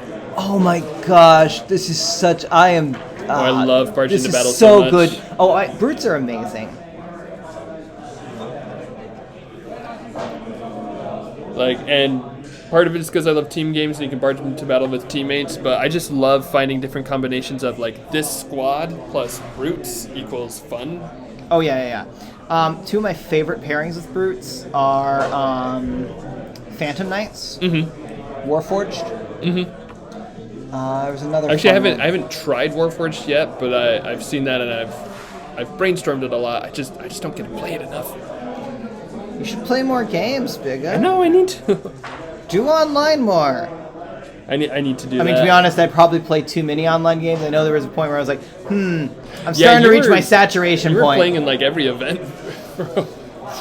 Yeah, no, there's some events I had to skip and be like, no, I'm.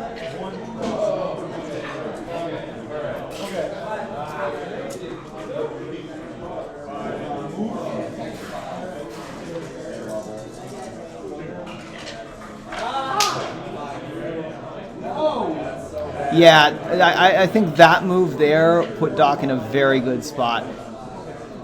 Derek can still do nonsense. I don't think. Oh, he's still got Killian, so he can just basically straight up ignore the what is it called? Hide in darkness. Yeah. Yeah. I've played like 7 games of Hero Escape today. My brain is running in some directions. Yeah. No, that's fair. That's fair. But yeah, no, I think I definitely like Doc's position. I think It's definitely not. Nathan kind of got on the back foot a little bit early. And then I think he's kind of okay. Sorry, I was trying to see if I'd missed them calling it if they're doing like around 4 of a strap.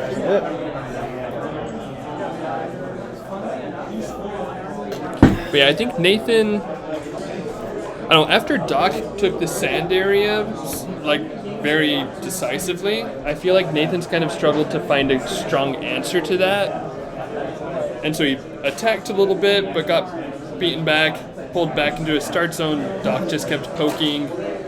Hasn't really had a great way to pull back into the game here. Like even with like good attacks into like he killed a brute up on level 2 and he got a cutter earlier, but.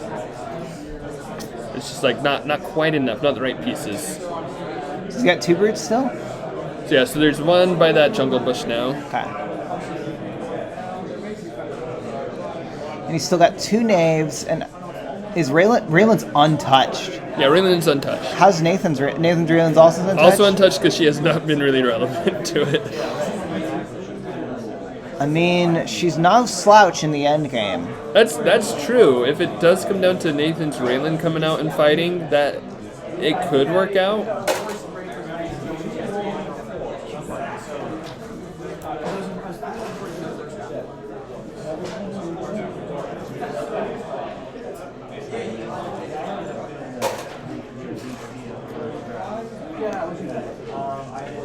Okay, so one on Knaves, two on... 2 on Brutes, 1 on Cutters. An order marker 1 revealed on Cutters. Yeah, that makes sense to me. Yeah, it was the hardest one for Nathan to do anything about. Yeah, and gets the kill on that Wyrmling. Very good. First order marker for Nathan on the red Wyrmling. So he's got, I think it's just the 1 red now. Is there another red in the start zone? No, that's Marcu. Oh. And I know he lost 1 red earlier. So both blacks are good. Yeah, it's just the 1 red Wyrmling now. I'd probably go for that Knave on the attack glyph. Can you reach it? 1, 2, 3. Well, should be able arms to. in the way. 1, 2, 3, 4, 5. 1, 2, 3. I mean, I think he's 1 space off from reaching it. Because he's got 5 move, 5 range, right? Yeah. 5. Yeah, he's 1 space off. That's really sad because that would be great. Otherwise, because killing a cutter is just bad. Right. Can you get a brute? I'd probably go for a brute then because there's 2 order You can markers maybe get brutes. for a brute. 1, 2, 3, 4, 5. Actually, maybe not.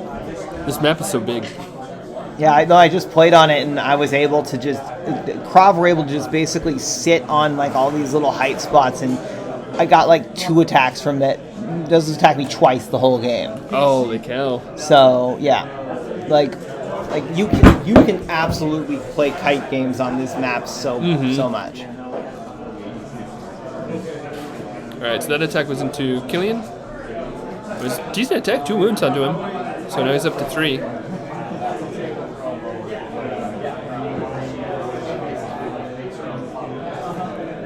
Then Hornskull, Brutes.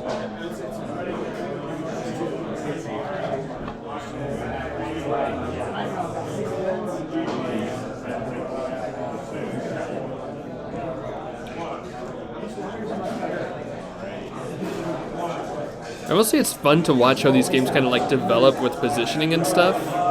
And how, like, you know, each piece, especially as we get closer and closer to the end game, really matters on where it is. I love Reverse the Whip games so much. There's so many pieces running around. I was actually at lunch kind of like riffing off with people like what I was thinking about bringing if I would have done Reverse the Whip. Turns out Chris did something similar, so I might not have done that. I don't know. It was where my first thought was. But it was like Raelin, Chasers X2, Me-Burq-Sa, Nikita's, and Sharwin Wildborn. Oh, nice. Sharwin would be so much fun. With Raelin? Get some arcane ripostes in there? Yeah. Oh, hey, he got the... So next turn was on Wyrmling, and he got that glyph holder. Oh, he killed the Knave? Yep. That was... I mean, to be fair, the attack +1 glyph I think isn't as useful to Adam right now. Yeah.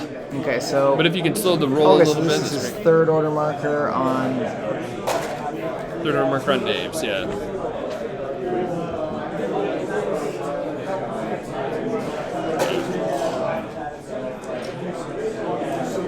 And Dysel just stepped away for, I'm not sure why, but I think she's... Oh no, she's got to check the schedule and stuff. She might have her next round starting up soon. Alright, so...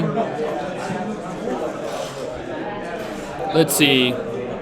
So order mark on the Knaves. We had Killian retreat a little bit, attack the Wyrmling, didn't go through. Okay. 15 minutes.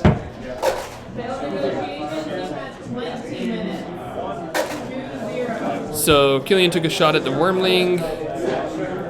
Didn't work out, and then the Knaves just developing up a little bit. And now we've got...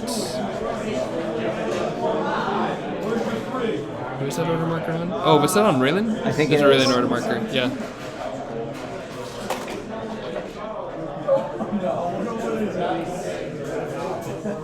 Be interesting to see what happens here. I feel like Adam has some really great answers to Swarm Raelin. The question is... he's got 3 cutters, he's got 2 brutes, he's got 2 knaves and Killian. Oh, Killian's only at 1 life. Those are all really good pieces.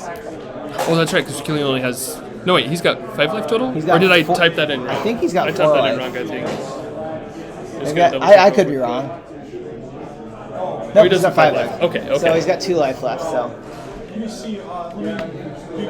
The thing With is... only 2 defense, that can fall really quickly. But the thing is, Adam has just so many options. Like, Yes. Nathan is mostly at single attacks at this point. Mm-hmm. He's got a Wyrmling, he's got Marcu, he's got...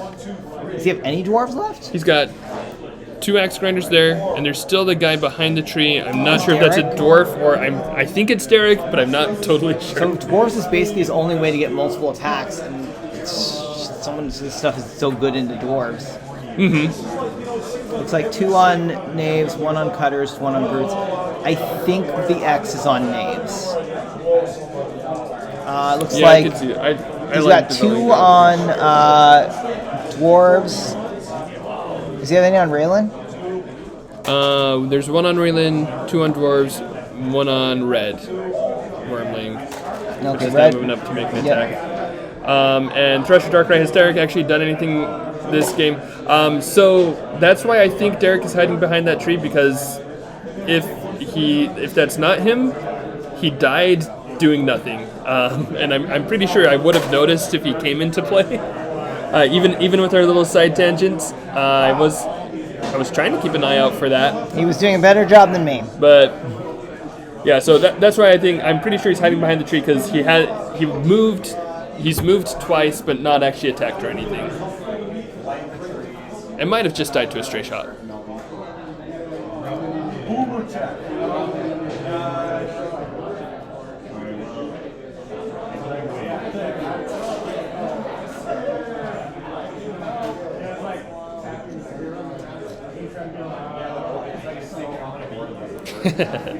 Doc checking out the camera there.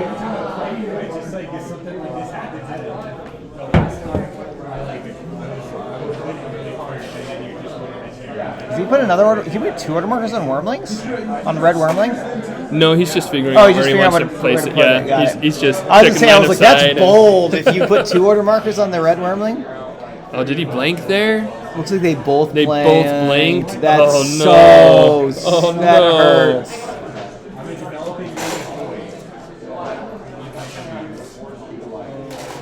Order marker 1's on the cutters. Told you. Yep. So you got a good I- attack into an axe grinder for sure. All right, Shannon. Well, thanks for the game. Good luck. Oh, yeah.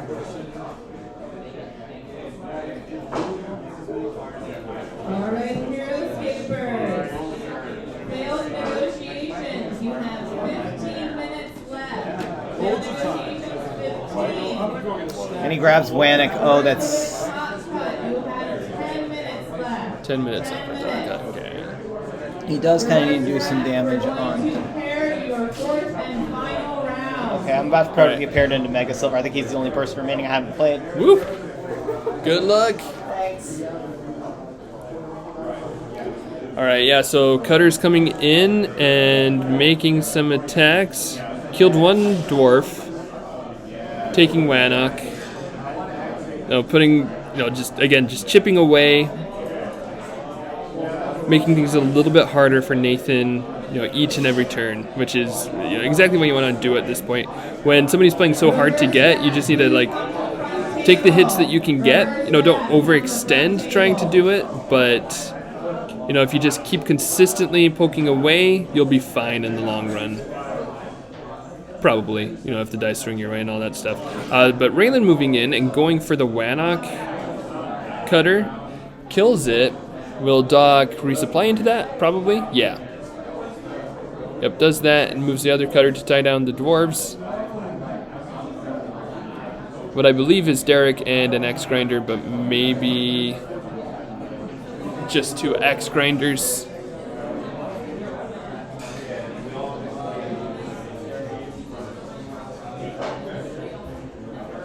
Hey. Oh, yeah. I'm 2 and 1. So Still playing right now. Sounds good. How's the schedule going? The schedule, it's going good. We're on oh gosh, what round is this? This game has been so long. So this is the Second play-in? Yeah, so round of 8. So you've got 2 more rounds.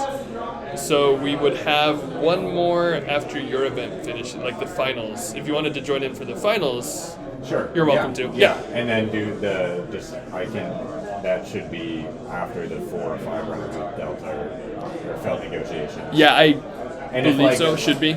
Yeah, and we'll see. I might lose again, and then we'll see. But I will be playing next round. Is it Okay.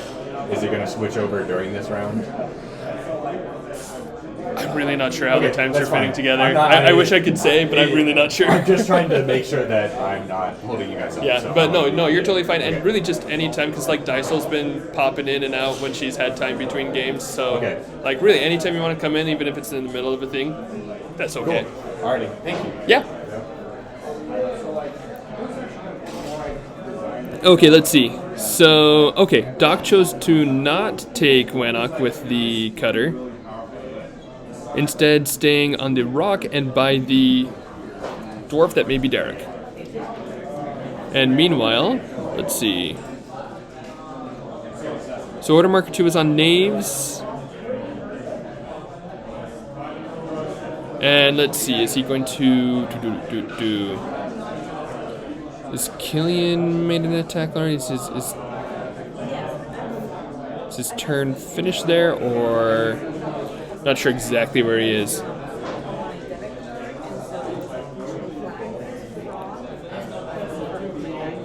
We'll see. Okay.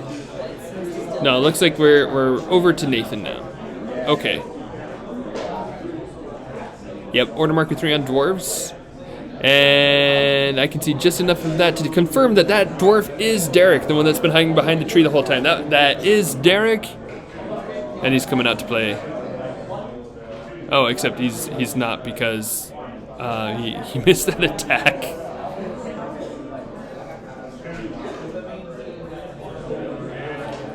But does get that kill. And so now we get, okay, so now the Goblin moves on to Wanok. So Doc will be able to roll for that at the end of the round here in a little bit.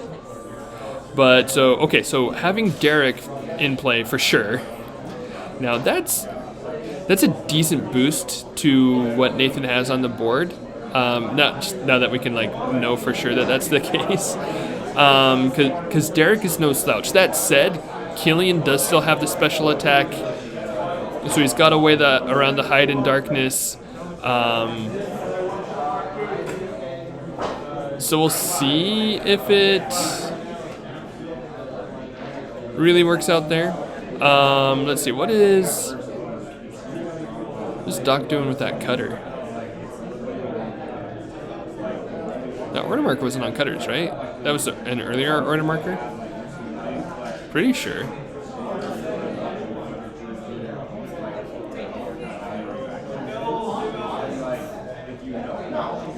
Maybe it was just thinking real hard about. Oh, okay. There you go.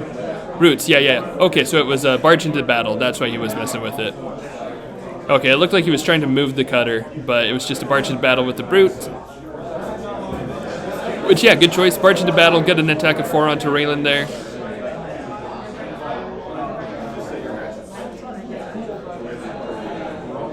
Yeah, I like that. And then the other brute. Yeah, it looks like he's hanging back. You don't want to lose it unnecessarily. They're both really, playing really cagey, hedging their bets a lot, which, in this kind of endgame is fine because, again, like, Doc's got a good lead here, but, if he strings out, if he's a little bit reckless going into attacks, that can change really quick. Doc did not roll a 1 for Wanok, and so Nathan put a wound onto Marcu, who Marcu is currently at 3 wounds. I believe Killian took a couple shots into him earlier, 1 or 2 shots. So Marcu is at half life currently.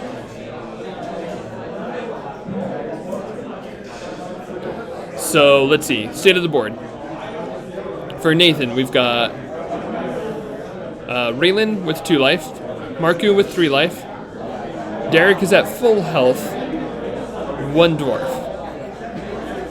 Versus 1 cutter, 2 hornskull brutes, 2 knaves, and Doc did take the Sola Astroglyph again. And then we've got a Killian Vane with 2 lives, as well as a full health Raelin. Oh yeah, and Eldgrim's back there hanging back with 1 life. So that's what we're looking at going into this round. Let's see how this one goes. Nathan takes the initiative. Oh, he's got 3 order markers on dwarves? That's pretty gutsy. Because that is very easy to lose that order marker. And he just blanked on 6. I don't think he was supposed to roll 6 dice there. No, he was. Sorry, that's his Raelin. So, but he just blanked on 6 dice against that Hornskull Brute. I think the universe does not want Nathan to do well today. I say today. In this game, at this point in the game, at that specific roll, that seemed like a universe thing. But then the dwarf... Or no, he decided to pass with the dwarf. Okay. So now we're back to Hornskull Brutes, which...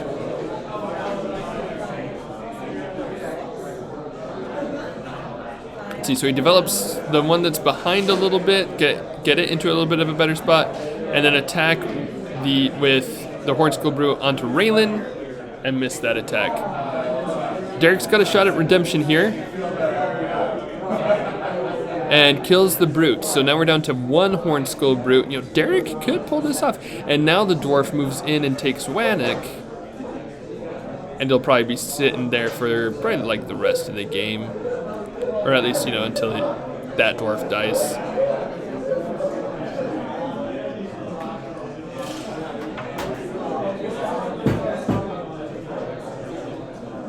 And then Doc moves Raelin back into the center area. I say back. He moves Raelin into the center area. And so now we've got Nathan's turn 3 for the round. Probably just move up Derek and attack a cutter. Yeah.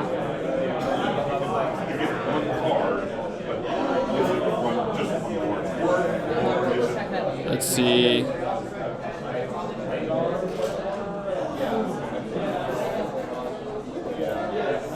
Yep, kills the cutter. So Derek could pop off, but the thing is, I feel like at this point, Killian and Knaves can kind of just finish the game. Like if Killian comes up, starts to special attack, you know, not that he will right away. I'm guessing that, how much time do they even have? Less than 10 minutes at this point.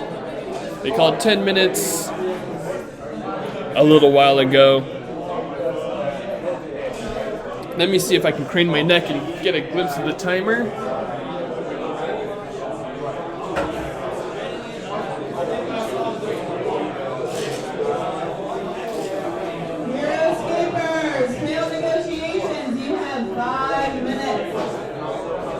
Let's see.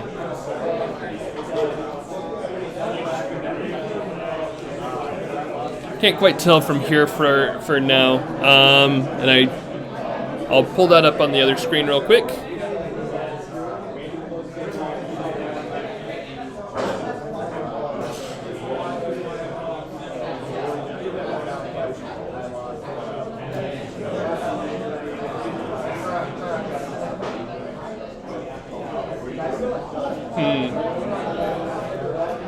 I don't see a timer going. They might even be at time.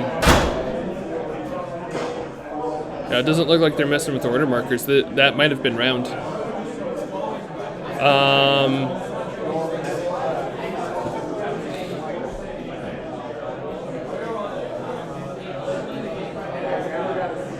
Yeah, I think they're calculating over there. I believe that was round for this game.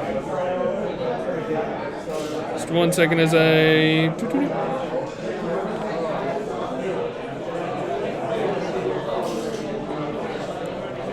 I'll pull this up and we'll be able to figure out. So let's see, if that did come down to, if that was time there,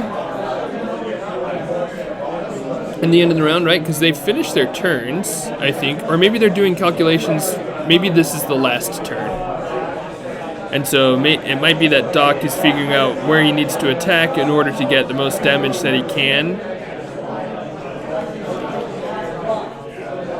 Or if he needs to, even. Because, let's see. So if we've got a...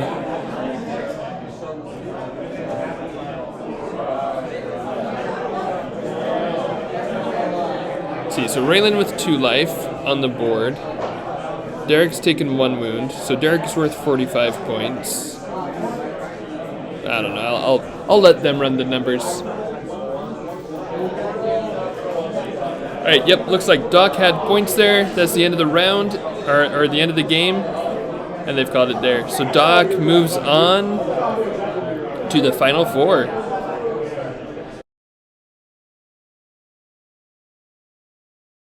All right, guys, we are back. Alrighty. Fortunately, that game started up, or this next round started up pretty quickly here, which is lovely. So we are going to have for our final 4 game, we got Johnny Frisbee and Gucci Boost throwing down here in a second there. Well, actually, almost right away.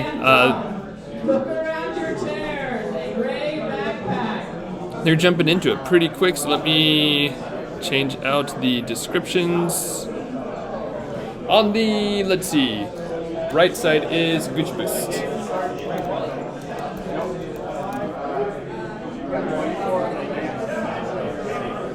And Gucci Boost is running a kind of strong army here, so we'll see how that goes. Hey, how's it going? Oh, you have the Gucci Boost versus Johnny game? Yeah. Hey, guys. Yes. Can you remind me of your real name? Taylor. Taylor. Yep. You said people can pop over and help. Are you commentating the stream? Is that what you've been doing? Yeah, we're doing commentary. I know that matchup really well.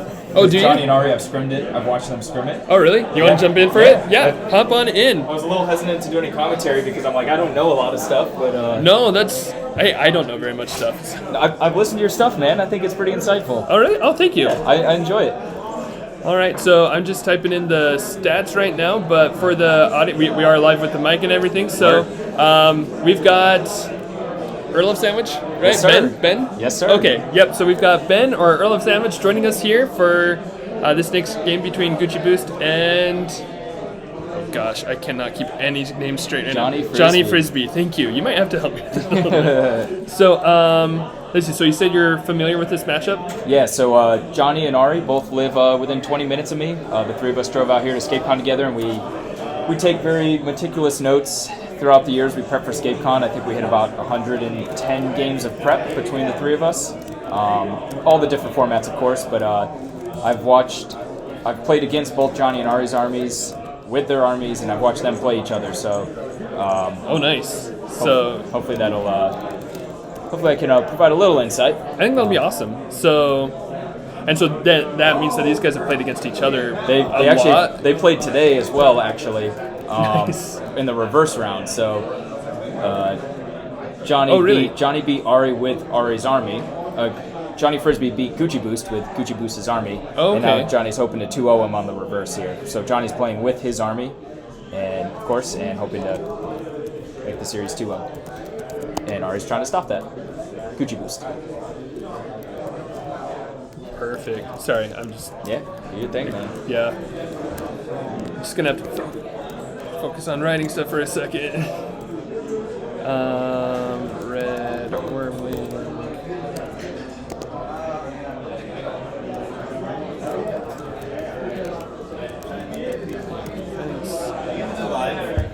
Yep, it is.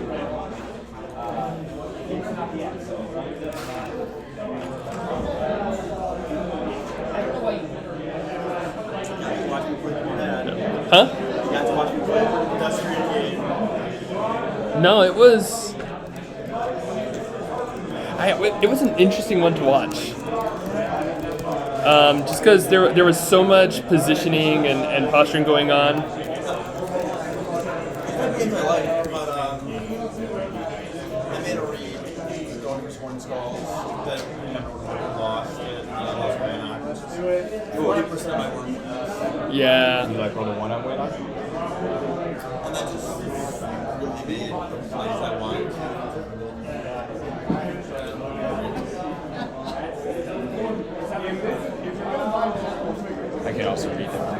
Oh, actually, I can dictate this to you if you want. yeah, that would be great. Let's see. So, We're doing Johnny now. yep, this is Johnny. What's his username? Johnny Frisbee. And then, okay, so he's got Raelin, right? Raelin AOA. With 6 life. 6 life, 6 move, 1 range, 3/3. 3/3. Okay, and then Leviathan. My attack has 4 life, 5 move, 1 range, 2 attack, 3D. Okay. Pretty sure. And then, let's see, Krav, right? Which has 6 moves. Attack 3 defense, and then cutters. Yep, he's got 3x cutters. Okay. So I watched one of Johnny's games earlier today, and I really like this army with. It's just the kind of army that I would love to play with just crazy defense reductions and stuff like that. That's very fun for me. Yeah, I played it with Johnny's army in the last round. I didn't do a great job setting it up. Got to it a little late, but if you can get Raelin involved at the early, and plus your cutters are moving 7 because you have Levi attack and Raelin together. Right. So Yeah.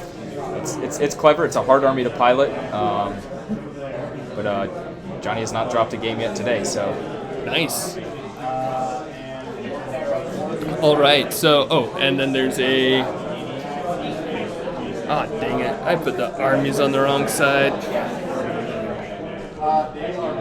1 second for those of you guys here at home. I'm just gonna swap over these armies and switch the sides real quick. There we is it go. easy for you to fix the text? I'm saying an H in Johnny, but it doesn't matter. Oh, an H and Johnny? Yeah, I can do that real quick. Thank you. Still 2 ends though. Yep, that's right. Yep. Okay, so those are both exactly right. All right. He has Marcu as well. Johnny Frisbee has Marcu as well. Okay. And he has to sit 1 figure. I'll be curious who he sits. I don't know if I can tell yet. He said he's sometimes sat Marcu, sometimes sits in cutter, depending on the matchup.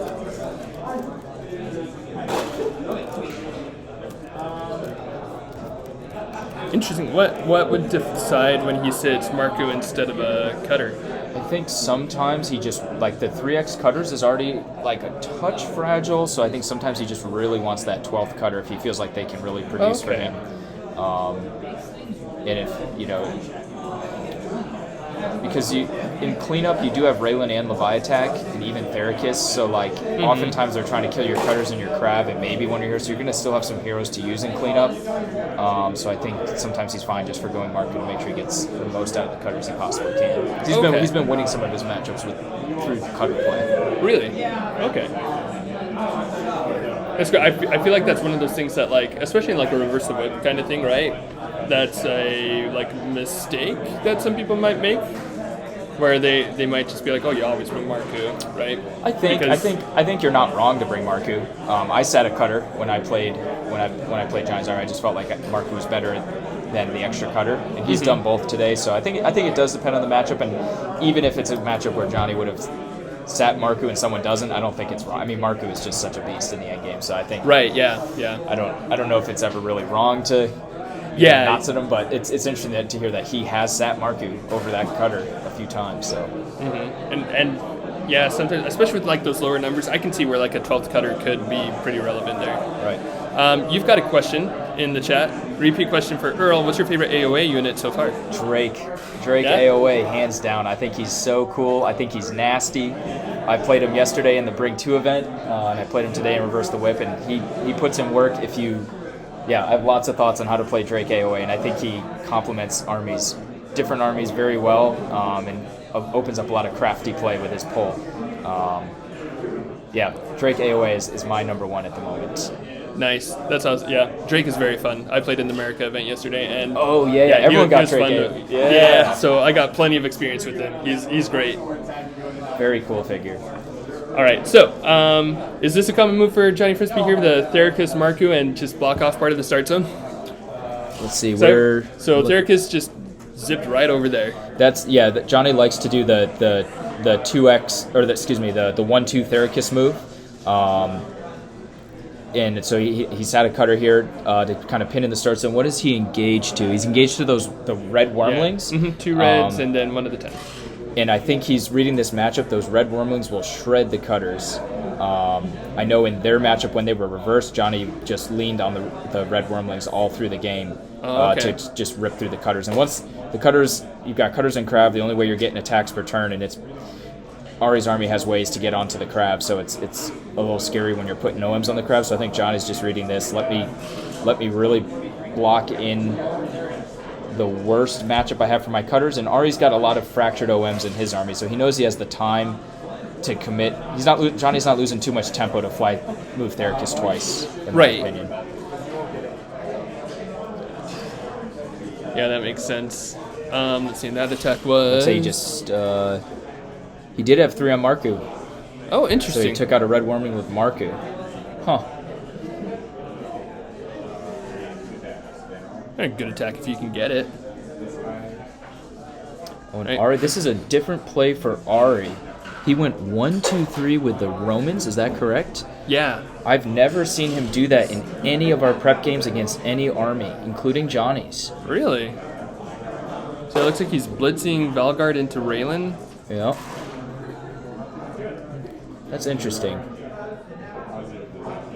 And that's a good couple of wounds there. Raelin took 2 wounds, it looks like? Yep. Yeah, oftentimes Ari likes to stage his Romans and get Valgard and Romans will move out and stage, but then he likes to lean on the red Wyrmlings, get the red Wyrmlings going, and then oftentimes have 2 order markers on the red Wyrmlings, or I'm trying to think. Yeah, usually I'll see him put 2 order markers on the red Wyrmling to start, but potentially kind of read that Johnny knows he wants to get the red Wyrmlings into the cutters, so Johnny's going to hold the cutters, so may as well not. Right. That's maybe the read I'm seeing at the moment. But does Valgard fall like just super quickly now in the start? I mean, I guess if he's keeping Johnny in his start zone, that could work out. But like if you get a Goblin surround on him, I think Valgard can fall pretty quick. But he does have Me-Burq-Sa, so you kill Valgard and then Ari can just start rolling in with Me-Burq-Sa and pinging away. He's often used Valgard as kind of a meat shield, and if he feels like it, will throw him in your face, and you kind of have almost in the way Johnny threw Therakis in Ari's face. He's throwing Valgard in Johnny's face. Now Johnny kind of has to deal with Valgard while he can get Me-Burq-Sa going, and if he wants to pivot to 10th Regulator, it might give him that tempo. So these guys, Romans moving up. Looks like no attacks from the Romans. He's just making a shield wall. Yeah, just taking that nice little 4 hexes right by that warehouse ruin.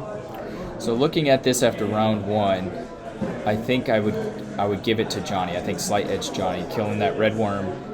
And sure, Ari's all the way across the map, but Johnny doesn't care too much about that. His cutters they just, now they can attack out of the start zone. Yeah, that's definitely nice for them. And cutters, I haven't really played like cutters into 10th, but I'm guessing cutters can take that pretty well, right? Like they take the trades there? They can. The thing is, you should be able to kill 2 cutters a turn if you're kind of aggressive with your 10th, because you go engage 4 of them. I mean, Johnny's going to try to deny that, of course. But we also learned one thing, we were scrimming the cutters a lot in different formats, and you actually have to be careful that, so the no hit zones is if they're unengaged. So let's say if I attack a cutter next to me and I kill it, but there was like 3 other cutters next to him, so 2 scurry off, and there's still 1 cutter next to the guy who attacked, another guy from behind can attack that cutter. Right. So I used to interpret it as I have to be engaged to the cutter, but as long as he's engaged to somebody, someone at range can attack. So I think it's a little trickier for Johnny to play around that with the mob attacks and Ari potentially like. So I think there's a dance to be played there. Yeah, a lot of little micro plays or. So was that initiative? Ari won initiative. He's all Romans again. Yeah. He's got an order marker on the 10th. And then Johnny's going all in. Goblins looks like 1 order marker on Marcu. That seems right.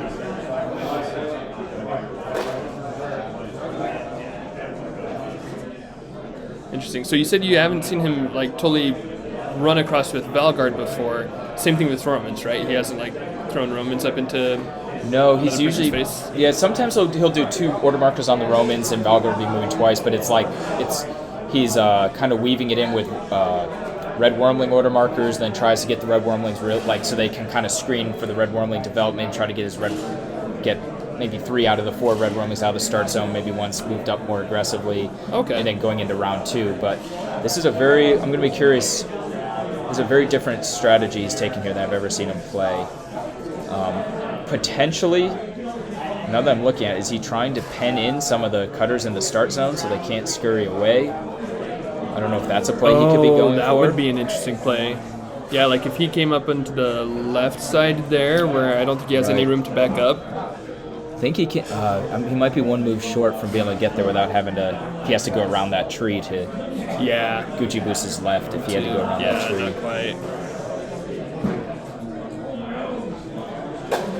But yeah, no, that would be an interesting play. Like I haven't seen people like try to just pin in goblins to deny that, but if it works, that'd be awesome. I wonder if that's what he's going for.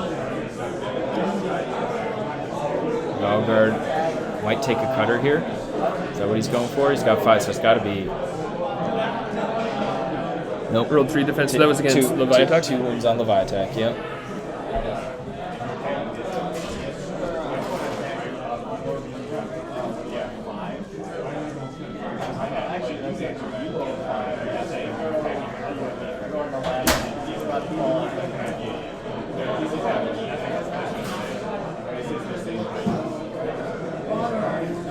This is not what I expected out of this game, just fighting in each other's start zones. Yeah, right? This is not what you usually see, so I'm like really interested in like, okay, how's this going to play out? How's this going to go through?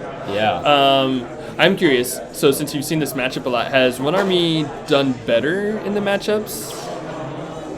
I don't know. There was a point when Ari was really when he got to like really had locked in on his reverse the whip army the soonest, and was playing really well with it in beating me and Johnny. So Johnny's army kind of metamorphosized, if that's a word, a few times. So instead of Leviatak, he actually started with Rack Shot, and would get Rack Shot involved. So that as units were dying, his cutters were dying around Rack Shot. He has that Soul Fury or whatever it's called, the special attack that stacks. So as you kill the cutters, Rackshot can then stack his special, but Johnny was finding it was hard to get him involved, so he tried Agent Carr, he tried, I think there was one other unit, I can't remember, and then only settled on Leviatak a couple days ago as being a unit to be that last hero filler. So I think Leviatak gives it just a little more heat, a little more of a punch, and that's made his army just a little stronger. It was struggling to keep up sometimes, even when Johnny was playing really well.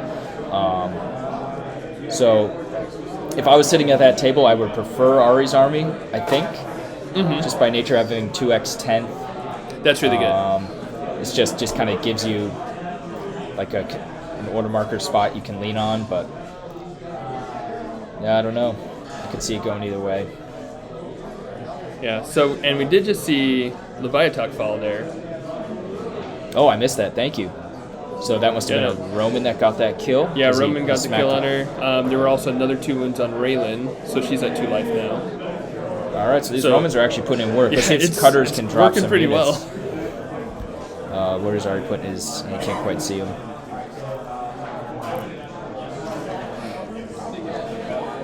Looks like he might have lost 2 Romans.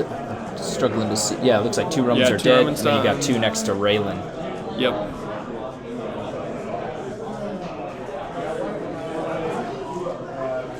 Seeing some skulls. That's that.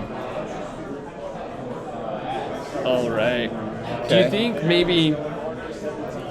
So if these guys have been playing each other a lot, and if Gucci Boost knows that Johnny Frisbee might go for that like double Terracris turn, do you think he might have like tried to take advantage of that and just like rush the start zone, just kind of like knowing like I'll have time, jump in there. If not, I can readjust. I think so. I don't think this matchup remotely plays out. Not only if they haven't played, but if they haven't played each other a couple times. Right. I think they're on another level of doublethink at this point, which is why you're seeing it play out. Because they played each other today, and it was already like they did some different things, and so now it's like, you know, I think there was a lot of doublethink going into the strategy, and they both kind of did a similar idea. Let me go attack the start zone.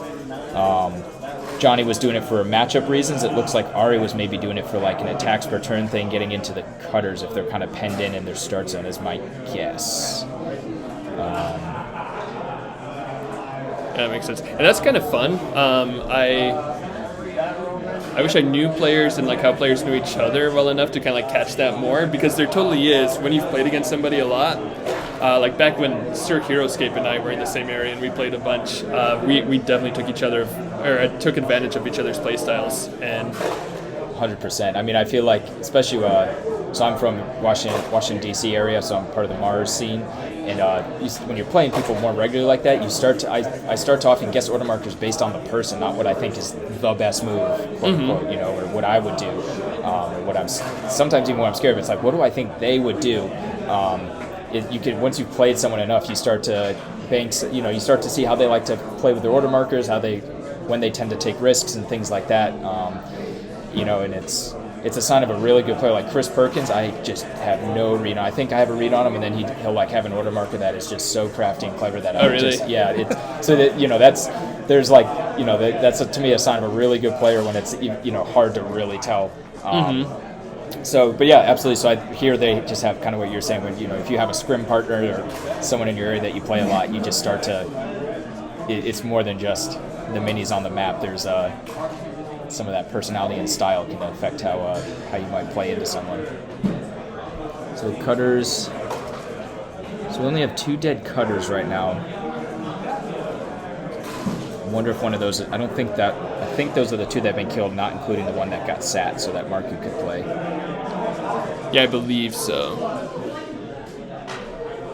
And killing one more Roman, so that's 3 dead Romans at this point, right? So he's trying to kill this last Roman, I think. I think so.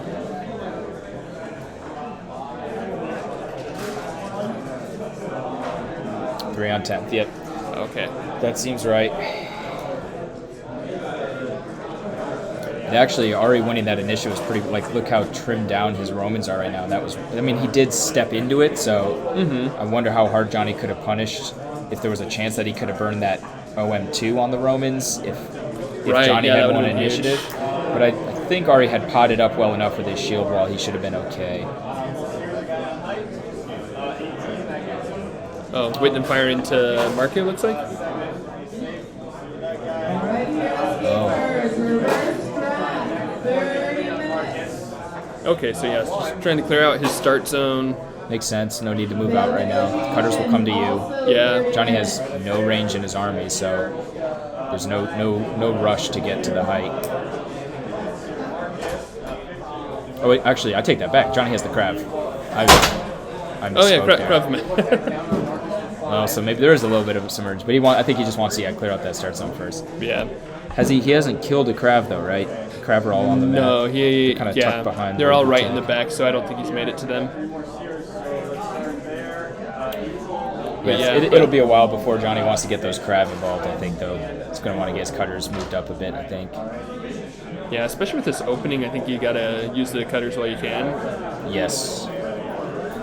But, okay, so there goes the last Roman. Johnny's got to feel good about that. It's Me-Burq-Sa, the Me-Burq-Sa OMs are... Me-Burq-Sa is still good in end games, with solo OMs, but it really diminishes his ceiling, let's put it that way, when he's even just getting a couple extra attacks out of Romans or screening for Me-Burq-Sa with a couple Romans can be pretty big. Oh, yeah.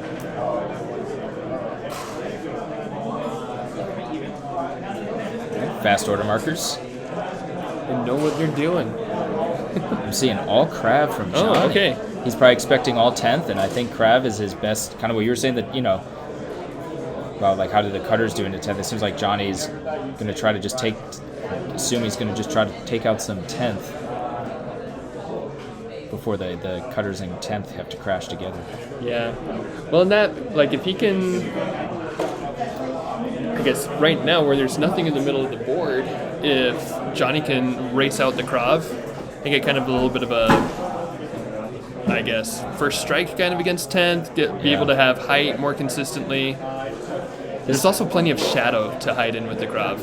That 4th defense die is huge. I think it's a 30% chance to whiff on 3, but it drops to 20% on 4. Something around there. in hindsight now, though, it's easy for me sitting up here in the booth, but in hindsight now, I would have liked Ari to move out on his 3 last round. He would have still gotten height. He would have still gotten height down on Marcu. So he would have still been able to roll 3-on-1s. But at least now he'd be threatening moving on the road, and he could go just rush the height now with that initiative win. Right, yeah, no, that would have been...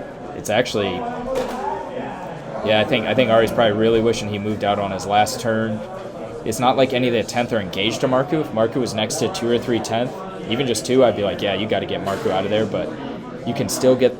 Even then, if you just move up out of the start zone onto some height... Is there anywhere he could have gone, though? So he could have gone where that wound marker is on that road. He could have gotten there from the start zone. He could have gotten this one. Yeah, he could have gotten a couple heighted shots. He would have missed out on a few, but I think you just ignore Marcu. He's not tying anyone up. Like, take the shots as you get out of your start zone, but not developing, I think, was a mistake. Or at least put it this way, it's a mistake now because Johnny saw it and can rush the Right, rush the yeah. crowd. Yeah, definitely a move that was punishable, for sure. Yes, that's a better way to put it.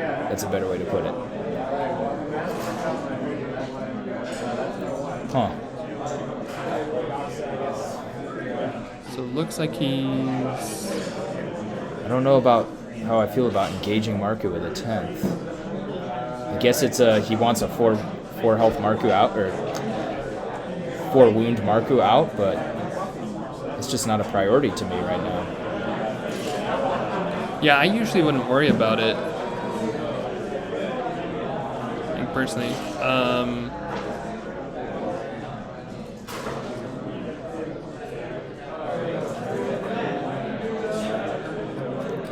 But I mean, I guess I can also kind of see a nightmare situation where like Marcu just comes back in the end game and steamrolls stuff. For sure. Because that happens, but... That absolutely happens, but I think Ari's... I mean, he got 5 wounds out, but I think you already have the 4 wounds on Marcu. It's like... He's like Me-Burq-Sa can kill Marcu. Like, sure, Marcu can kill Me-Burq-Sa in game, but the Krav could wipe the map. Right, yeah. Or maybe not wipe, but can kill 5/10, and then it's just... It kind of feels like ball game, so...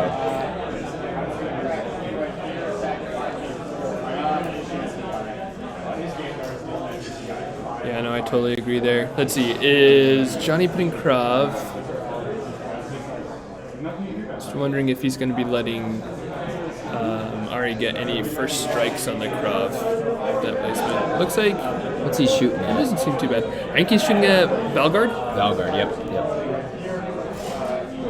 Well, Ari's drawing 3 defense. Because of Raelin. Oh! There's that minus defense. Yeah. Yeah, not often in Scape that you're subtracting dice, but... Yeah, right. Raelin's going to start making that much more common.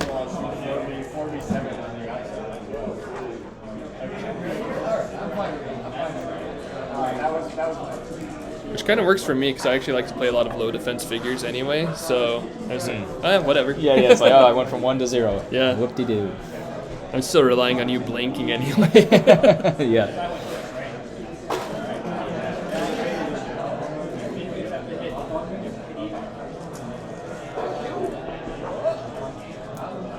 Alright, so number 2 on 10th here.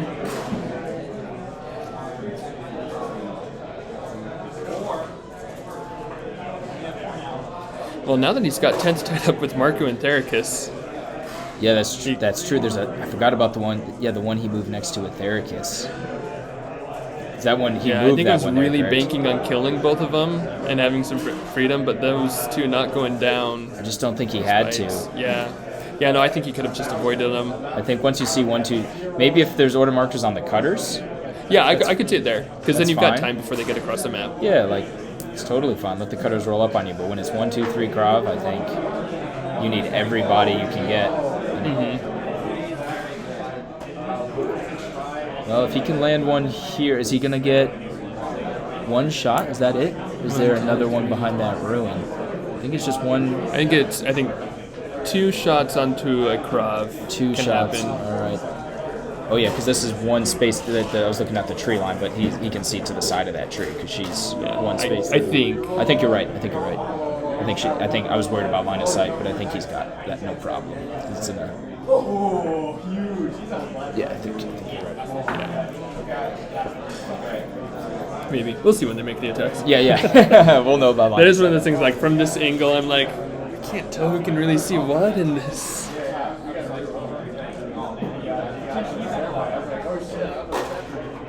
Okay, so first putting a wound on Thericus. I think that was an attack on a Krav.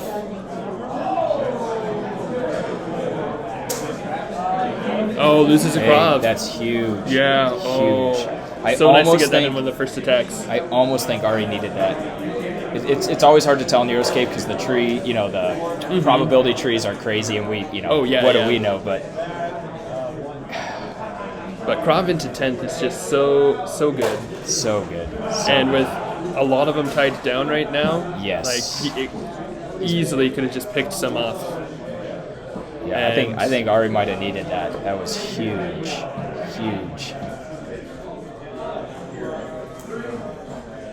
I still think. I was gonna say I still like Johnny's position a little more, but I don't know until a couple 10th die. We have to see what the Krav do here. Yeah, if the Krav retaliate, if you've got 3, you can almost reliably take out 2 10th. Yeah, I agree. But like with just 2 of them, if you're only killing 1, and now you've got 3 more that can answer. And if you don't kill one, he can keep it so they can't engage him, I guess. But you should be able to get some. If you only kill 1, he's gonna be able to get maybe 3 more shots down. Yeah. If you only kill 1, and at that point,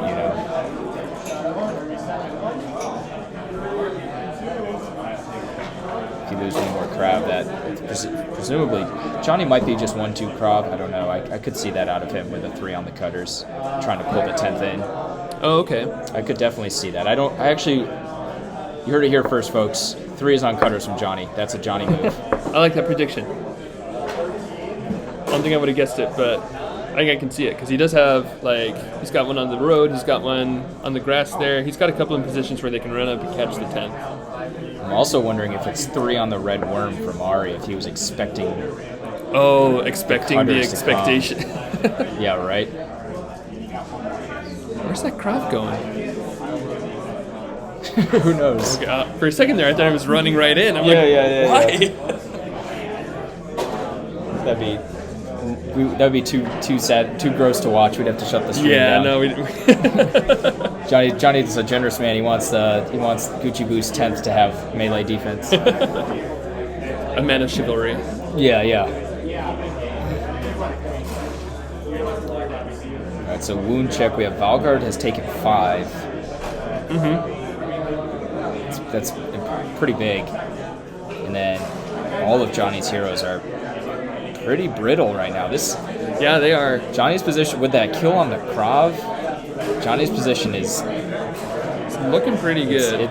It's teetering. I think Gucci. Even with 10th and that Wyrmling tied up, he's got it in a place where there's enough low life figures. Yeah, I think actually the more I look at this, after that kill on the Krav, I think Gucci's got. It is still 10, although he sat a cutter, so it should be 9 cutters on the map. Because there's 2 dead plus the one that got sat out of the 3x. Yeah.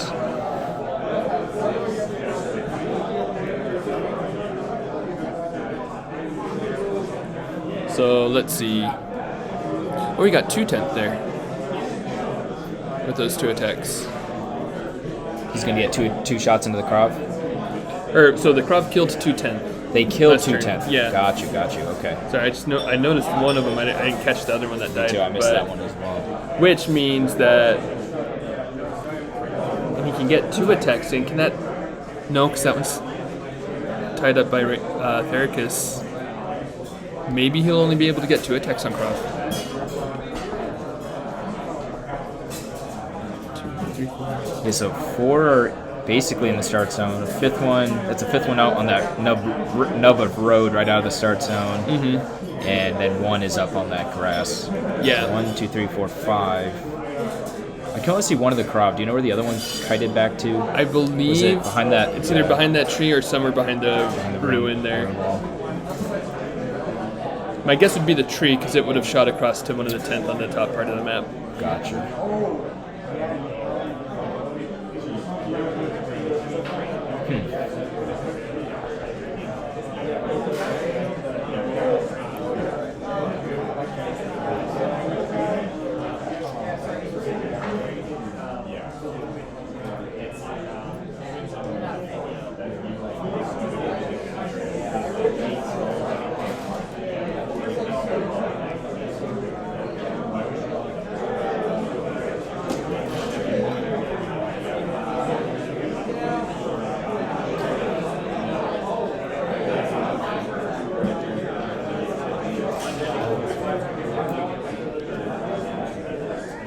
Okay, so he's got to move up.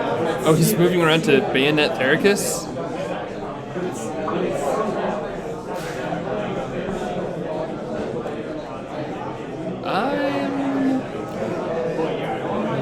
Yeah, I wondered. If you're gonna, like, if you're focusing on Thericus, because I was just thinking, like, you know, do you need to just make sure that Thericus dies this turn? But if you're going to do that, I think wait then fire is probably the way to go instead of tying yourself up. I think wait then fire, unless he's going to move to get a shot into the crowd, right? But I guess, yeah, he probably needs to move that top one to get that cross So I think shot. he did. He's going to get. He's got that one wound marker in front of the ruin. Gucci has that one wound marker in front of the ruin wall with a 10th to the left. He scooted that 10th over to get in range of it looks like the crowd that's way out towards the top of your screen. So then he may as well. I think that's his line. Then he may as well bayonet, get some extra dice into Thericus. I don't know what. Oh, and he walked around from. So he's going to get 2 bayonet, 3 bayonets. So it should be a dead Thericus, but you know, should be. We know how Scape goes. Right?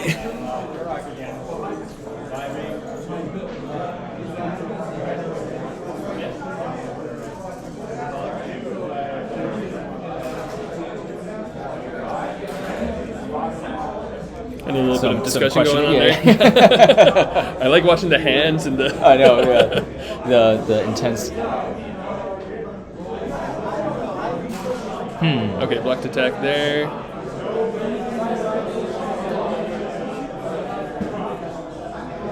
Oof, that went horribly for Yeah, that was Gucci awful. Boost. That was really bad.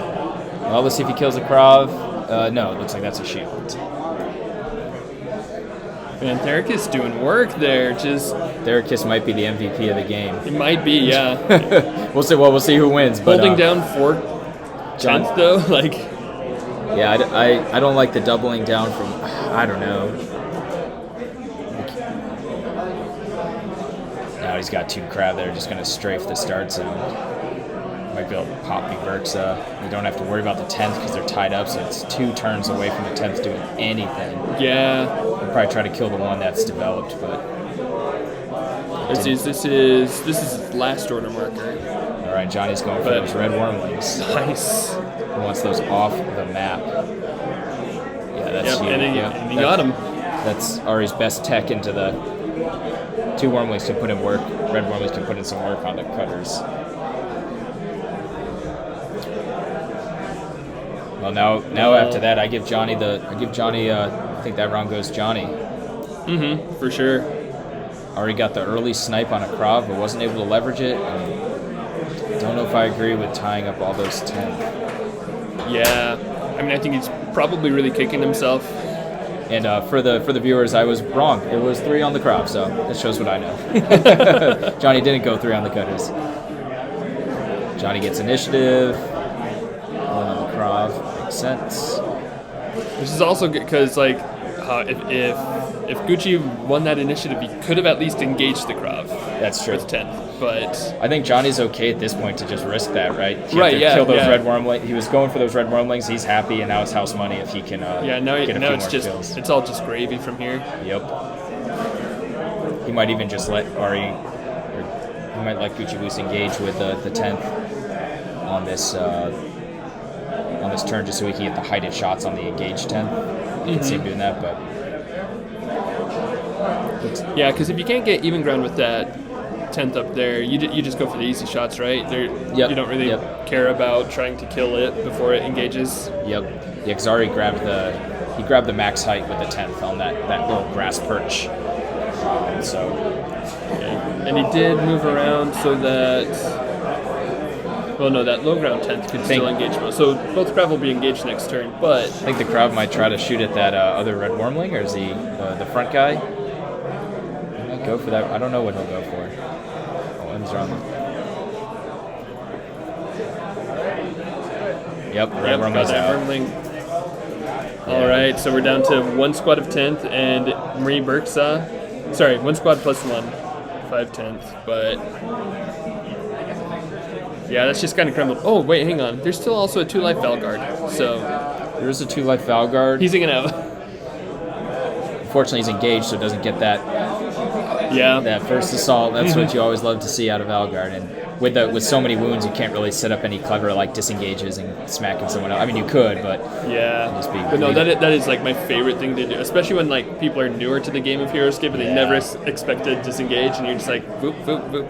So much fun. It's that classic tier of like a new player has to learn about engagement, that you get stuck in engagements, but then they kind of learn it as a rule and then forget that you can't break it. You just got to potentially pay a penalty, and so you can. The Valguard will go here and sling 5 on you.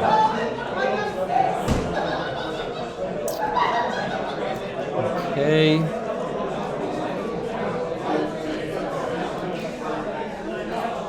He's really going for Thesk there. I mean, yeah, I guess.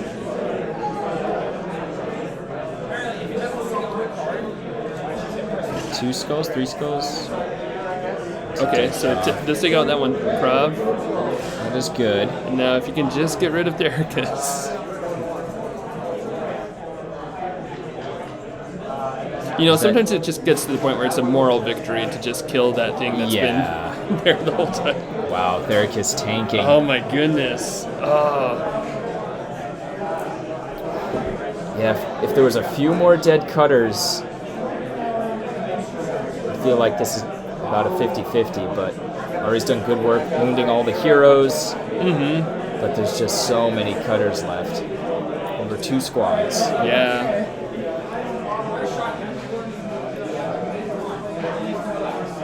How do you get through that? Yeah, real quick. So Swarm, welcome to the stream. Love the big D20. OEAO got those for us for the stream specially, so he was really on top of it for that. And then write the glyphs top and down so we know which figures are on them. That's a great suggestion. I love that suggestion. I'll be doing that in the future. I'm not going to worry about it right now in the game just because I have to open up a text box and they're starting to roll dice. But I'll definitely be doing that in the future. Thanks for that suggestion. That makes sense to me. Even that one towards the top is hard to... Yeah. Anyways, It'd be helpful for me too, because I sometimes I forget just what's on the other side of the map. Yep.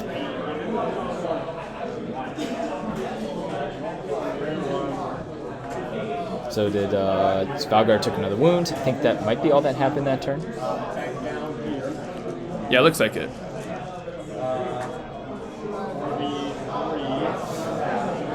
Meanwhile, the 10th are going to continue to struggle with Thesk.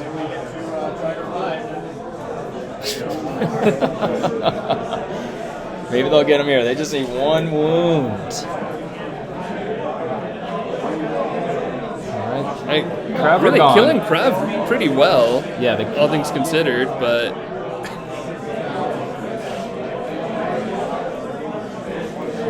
Thesk is still alive, folks.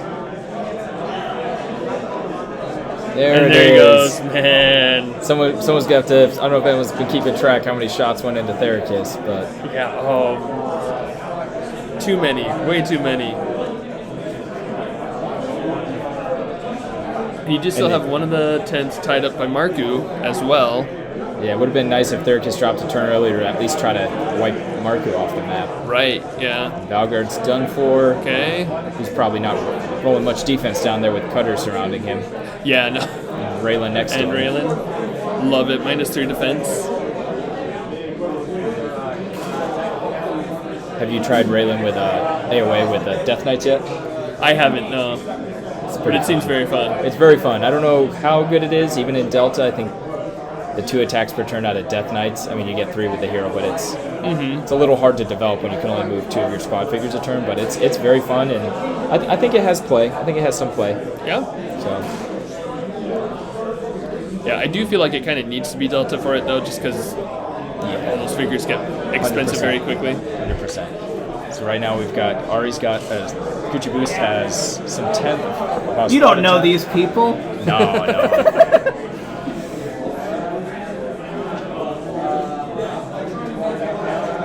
Let's see. So this is the Cutter's activation, yeah?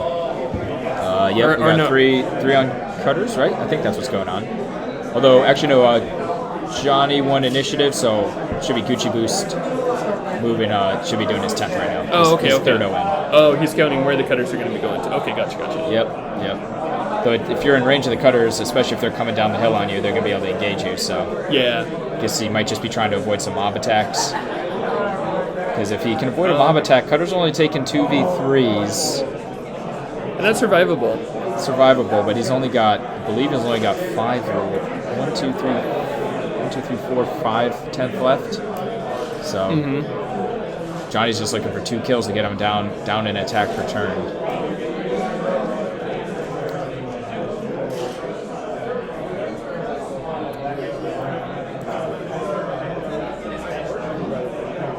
You missed the strongest Thericus ever. Thericus was tanking shots. Way too long.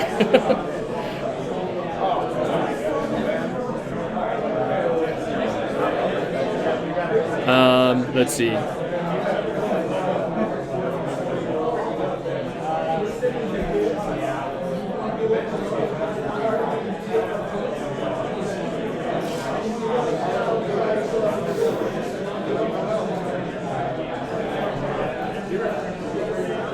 So shooting at range like this, Ari's Kuchi Boost is probably only going to be able to grab 1 Cutter, I think. Oh, he gets Marcu. There we go. We'll take it. We'll take it. Yeah. Finally free of him. Clearing out some cards. Oh, I see. So Gucci Boost is really, if Johnny wins initiative, he won't be able to engage it. I like that. I like that play. Yeah, no, that's good. Clear out Marcu sure. at that point if you've already, lie in the bed you made. Yeah, and you're safe. You don't have to worry about it too much. So even if he does go first, he can still shoot at some Cutters. And Gucci Boost didn't lose any figures during that last round, right? Boost. Like that shit? You guys on break? He needs to be. Okay. It's gonna be a short break, folks. I'm playing good, I think. Yeah. He made some mistakes. Yeah. In the first round, second round, the start, Valgard could have killed the Cutter and I guess he would just skip it. But to me, it was engaging Thericus with 1 10th when your Crawford didn't go. yeah, we said he ran past me to attack me, but he said in hindsight, he should have just killed Thericus and Marcu. With his Romans. He had 1, 2, 3 Romans in the first should just round, move and he over. ran past me. Oh, yeah. And But he then should have Cutters just just light up the. Thericus and Marcu. I mean, you know exactly what I'm thinking. I have to isolate the Wyrmling and Yeah, Cutters that's right. matchup. Because if the Wyrmlings kill my Cutters, fight my Cutters, I lose. Yep. And I successfully did that. I had that crazy move. I put those 2 Krav on the far flank, and I literally just had to kill both 10th or he was going to engage me. But I couldn't just run away. Yeah, no, you had to. So that was probably the biggest, yes moment of the game. But that round seemed to play out reasonably, considering he killed one through a stealth dodge, Yeah, 2 I shots, on my and then second one, but then yeah, you killed the it 2. ended up kind of fair, I think. Yep, I think that to 10 me, Cutters should be 5/10, but it's not a... I like your position better, but I agree. I agree. Can I get involved? No, I don't think so. Well, the boys are playing loose. They're having a good time out there, so. Yeah. So Vald is one of the glyphs. I think that might be Manig Loden on this map. Yep. Is that Yep, the Manig that's it. Loden? Okay. I meant to memorize all the glyphs for the maps, and I know a few, but I still have to double check.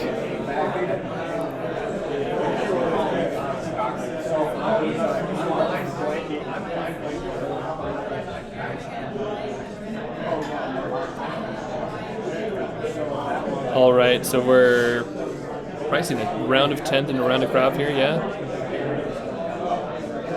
Or sorry, round of 10, round of Cov. Round of 10th, round of Cutters. 10th round. I'll be able to see how that goes into it. I'm gonna go check that, Johnny. Did he say 9 or 10 cutters? I think he said 10. Should be 9. Oh yeah, because he should have been soothing one. Yeah.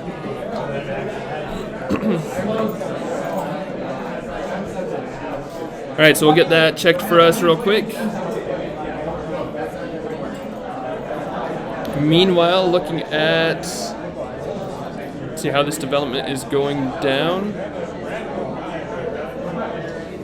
So one of the cutters on the card was the one he sat. So Ari's actually only, Gucci Boost has only killed one cutter. Really? So those Romans being down there didn't. That feels even worse now. So I don't know if people were able to hear, but Johnny and Ari, when they took a quick break, or Gucci and Johnny, when they took a quick break, Gucci was saying he wishes when Thericus flew into his face that he just kept Valgard and the Romans there to kill Thericus, and just then he could have marched across the map if he wanted. Mm-hmm. But he kind of just handed Johnny some Romans and Valgard because the cutters do really well into them, and sure, I think Johnny's happy to trade those wounds on Raelin and Lovi attack for Romans and Valgard being off the map with the Red Wyrmlings isolated. So right, yeah.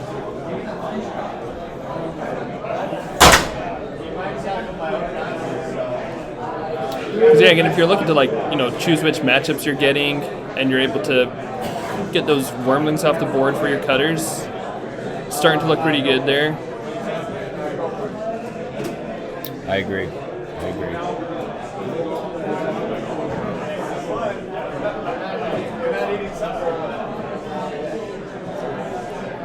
If you're playing 10th, so like when I'm playing cutters or playing against cutters, I feel like one of the big decision points for me is always when do I start attacking?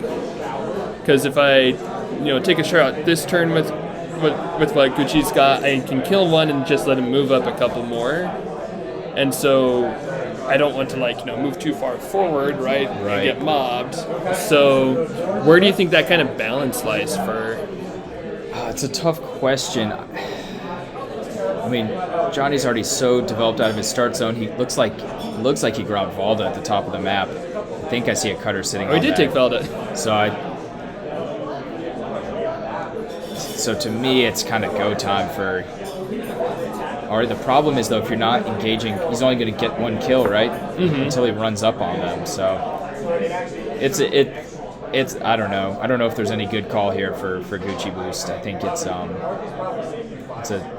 pretty prickly situation until the cutters actually finally crash in, and with Valda, it's going to be near impossible to deny that.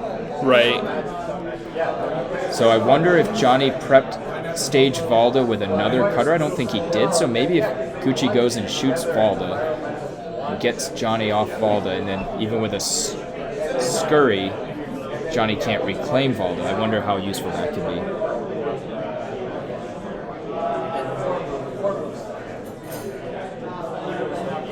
I think I like that line, because then you can at least deny how many cutters get involved in the future.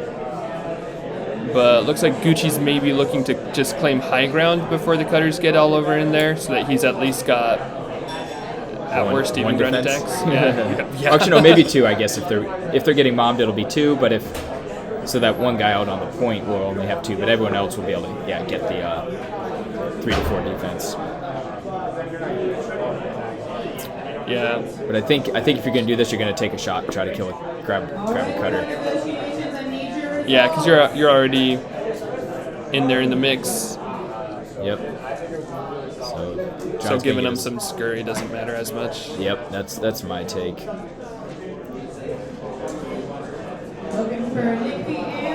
Because if you don't attack, then Johnny will just continue to develop and not engage the 10th until he's ready to engage the 10th while you don't attack. So then it's no different than scurries, honestly, at that point, except you're not killing anything.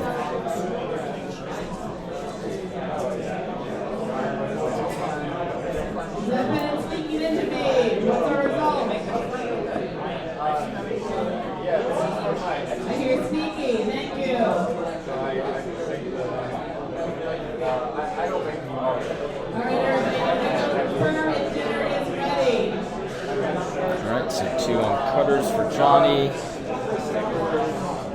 Probably just run in, I would guess, mob the guy on the point and go for your one even ground attack. I think so. Unless he decides to just bring up... Well, it looks like he's going for it. It checks out. Yeah. Unless you've got a way that you could, like, maybe even just mob the point and make sure that Gucci will only be able to kill one cutter in return. I could see that maybe being a thing if you can, like, kind of guarantee... If you can guarantee 1-for-1s the whole way, then you've got it. You're saying from Johnny's perspective, right? Yeah, yes. Yep. Yeah. Johnny's just like... Johnny's happy with 1-for-1s.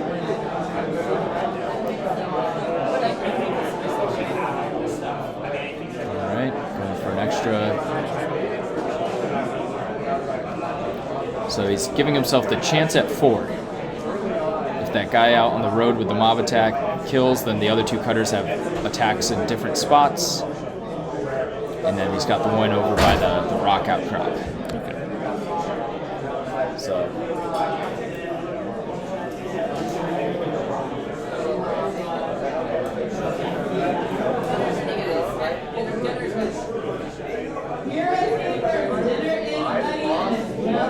Yeah, I think I like that. I think I like the chance at 4 kills. I think so. If he gets 2/10 here, it's drops him an attack per turn. Yeah. Got a whiff.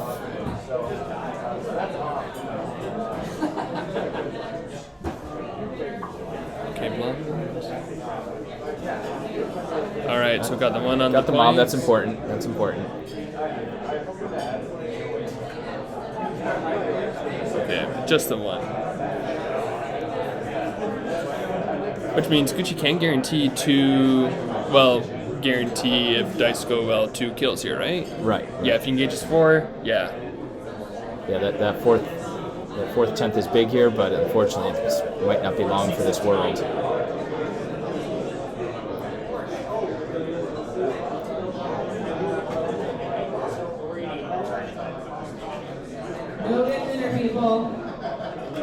Gucci's going to want to clear some out so that Johnny can't get any. If he can bring in more goblins from his reserve, he can start getting double mob attacks. Got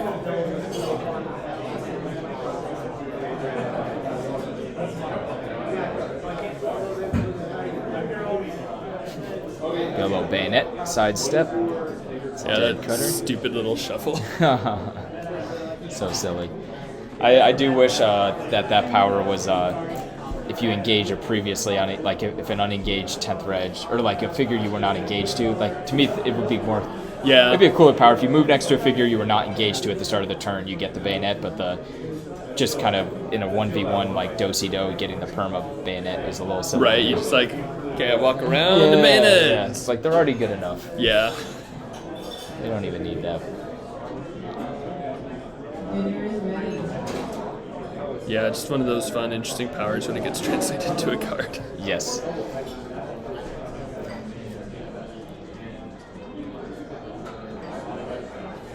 Let's see. Okay, so second cutter down. So we're down to 5. Still have 7 cutters. 7 cutters into, so play. 4/10. If Gucci had been able to grab a couple more cutters at the start of the game, it would be huge. With those reds being dead, Johnny did a really good job making sure that Ari wouldn't have any like easy play into the cutters. Mm-hmm. Those crab he threw, like not threw away, but he threw his crab out there even when it's tempting to go for those with the 10th where the order markers were. And that mid game there, it's tempting to just keep shooting at 10th, but he knew the matchup needed to get the red wormlings cleared out, and his cutters have the chance to clean the board here. Yeah. No, and I think that was really, really good foresight. Again, like, you know, if you know your army super well and you know what your weakness is, it's worth it to make those big plays for it. Exactly. And now, and especially now, if he can just kill one more 10th, he's basically made sure that he'll only be losing 1 cutter per turn for the rest of the game, and he could probably just coast with that. Yeah, some big rolls coming up here.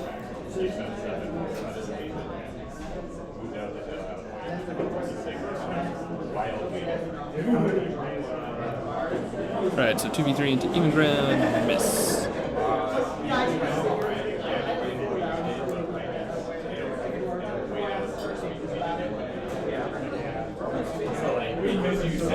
Bad turn for Oh, Johnny. woof. No Oh, 10th no. died. That is huge. Yeah. And now with how many goblins are engaged, I think there's a chance.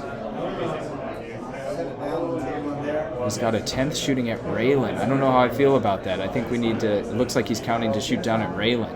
Interesting. I think.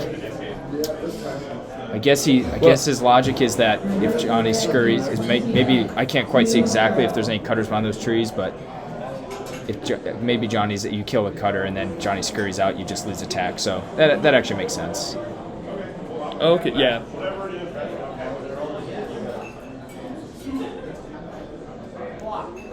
I think if the guy who just moved up onto that grass perch looking down at Raelin had moved next to the cutter on the concrete though, I think Gucci guarantees 2 cutters this turn. Because he has 3 engaged, so you kill 1 and only 2 can scurry away. So if you engage a 4th cutter. Right. Although he did just he killed the one okay, on he just killed the one glyph, so he can still only scurry 2. So he still will have a might be able to grab 2 here. Second hit. And looking at like kind of the dream scenario for Gucci here, if he can kill Raelin, that makes it easier for Me-Burq-Sa to potentially clean up. This is closer than I thought. Yeah, no, for reals. The no, I think it was the no kills from Johnny that last turn was massive. Yeah. He's got. Gucci's gonna really want to kill here. Oh, blanked that. But I guess that 10th can still shoot a cutter. He's engaged. Mm-hmm. I would take that cutter. It looks like he's thinking about shooting Raelin, which I understand, but I would potentially take I think with cutter. how many cutters are on the board, I'd go for cutter. Yeah, and it's how many are on, but it's also getting close to the point of getting Johnny down in attack per turn. Yeah, yeah. It's the end of the round. If Ari wins initiative, oh, that would be huge.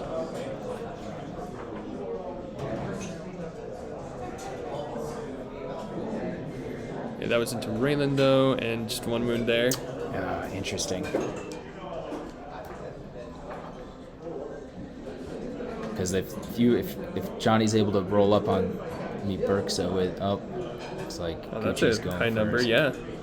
She does get this switch. Gucci's in this.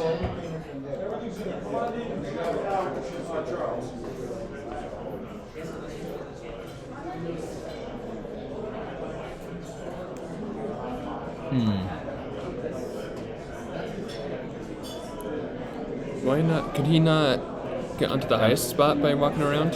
I guess not. I was just thinking the same thing.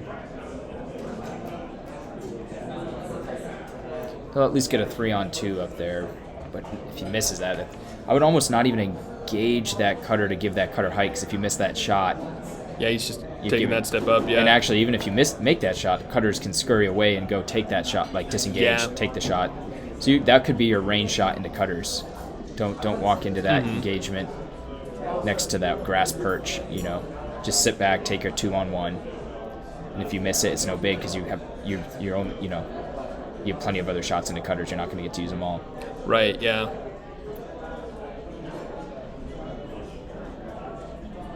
Okay, so gets one of those cutters. Okay.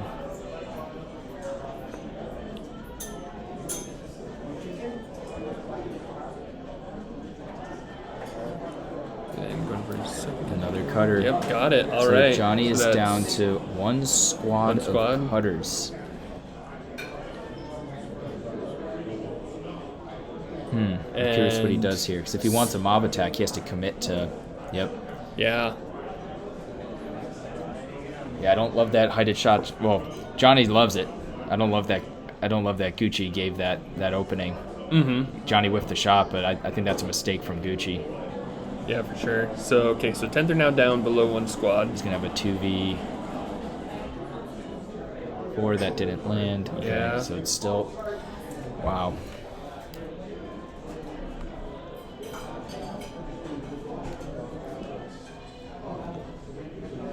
And he can actually still guarantee 2 attacks on cutters. I think he can grab 2 cutters here again. Yeah.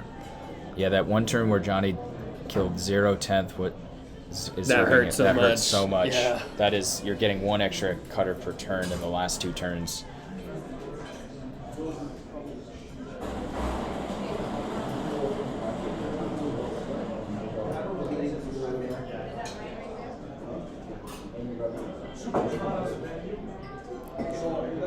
But these stack rolls aren't doing much on it. Yeah.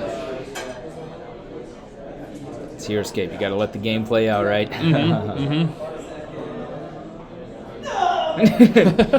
And we hear them getting animated in the other room. Yep. Are you in finals, baby? Dude. Nice. Congrats, man. That was Cleon just punched his ticket to the Reverse the Whip finals. What up, Jack?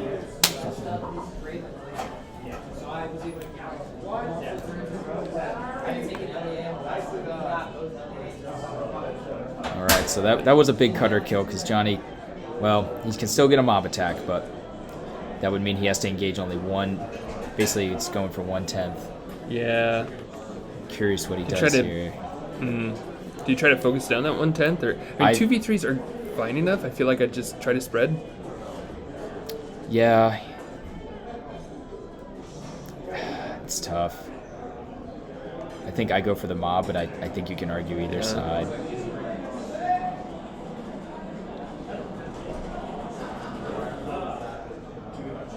Yeah, and that's a terrible scenario for Johnny. Yeah, having that minus defense would have been real nice there. Yeah, I did not expect the 10th to be able to put in this kind of work. Me neither. No. Having it, I mean, the whole concept, or part of the concept of Johnny's army is having Raelin out to help those cutters, because that -3 defense on the mobs, and then even if you don't get mob attacks, kind of weird, fanning out and getting 3 attacks when Raelin's at least giving you the -1 is huge for those attacks at 2. But I mean, I think Johnny played a good game. His hand was kind of forced that Raelin was going to sit in the start zone when she took 4 wounds to Valgard in the Romans. Yeah. Yeah, just never had a good chance to bring her up, especially against 10th. Just so easy to shoot her out. Exactly.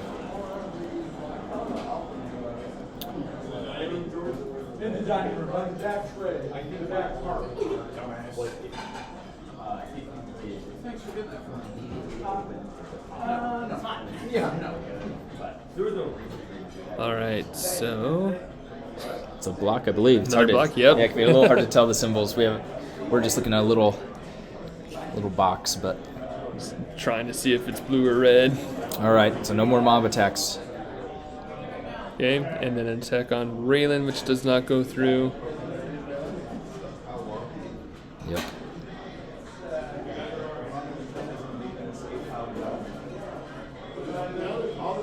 Oh, okay.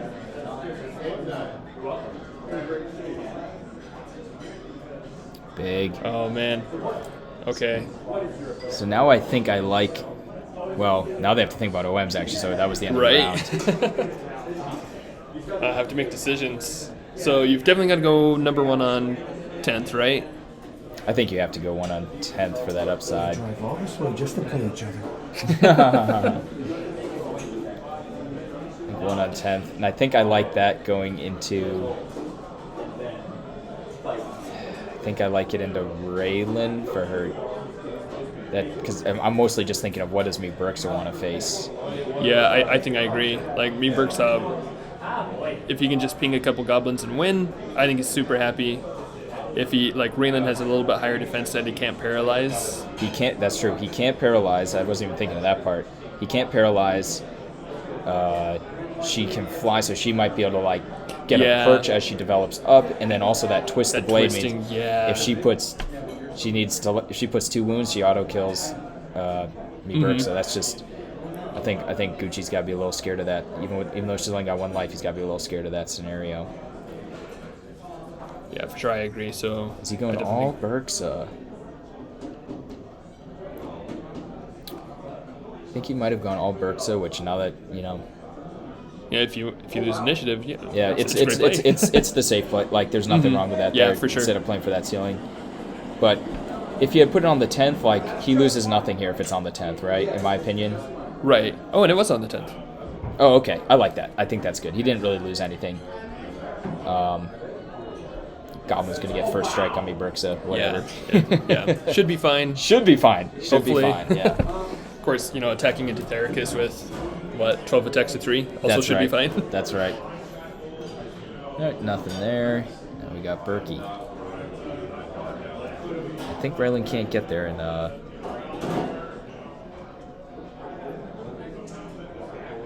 Yeah, not quite. all right, so if Ari can clear this, Gucci Boost can clear this cutter. I mean, I think this favors Me-Burq-Sa, but it's not. I don't know. Yeah, it's so hard to call. Well, that's the other thing too. Like, not only I forgot that Raelin too would be subtracting from Me-Burq-Sa's defense, so she needs, if she puts 2 wounds. Oh, that's right, because you'll only be rolling 2 defense against her. So if she puts 2 wounds on a That's 3-on-2, right. she's looking for 2 wounds on a 3-on-2 to kill Me-Burq-Sa in 1 turn. Yeah, which is not bad, Not but bad at all. But Me-Burq-Sa should be able to get first strike because Johnny. I was wondering if he'd have his 3 on Raelin to step her up to threaten Me-Burq-Sa on an initiative going into the next round, but.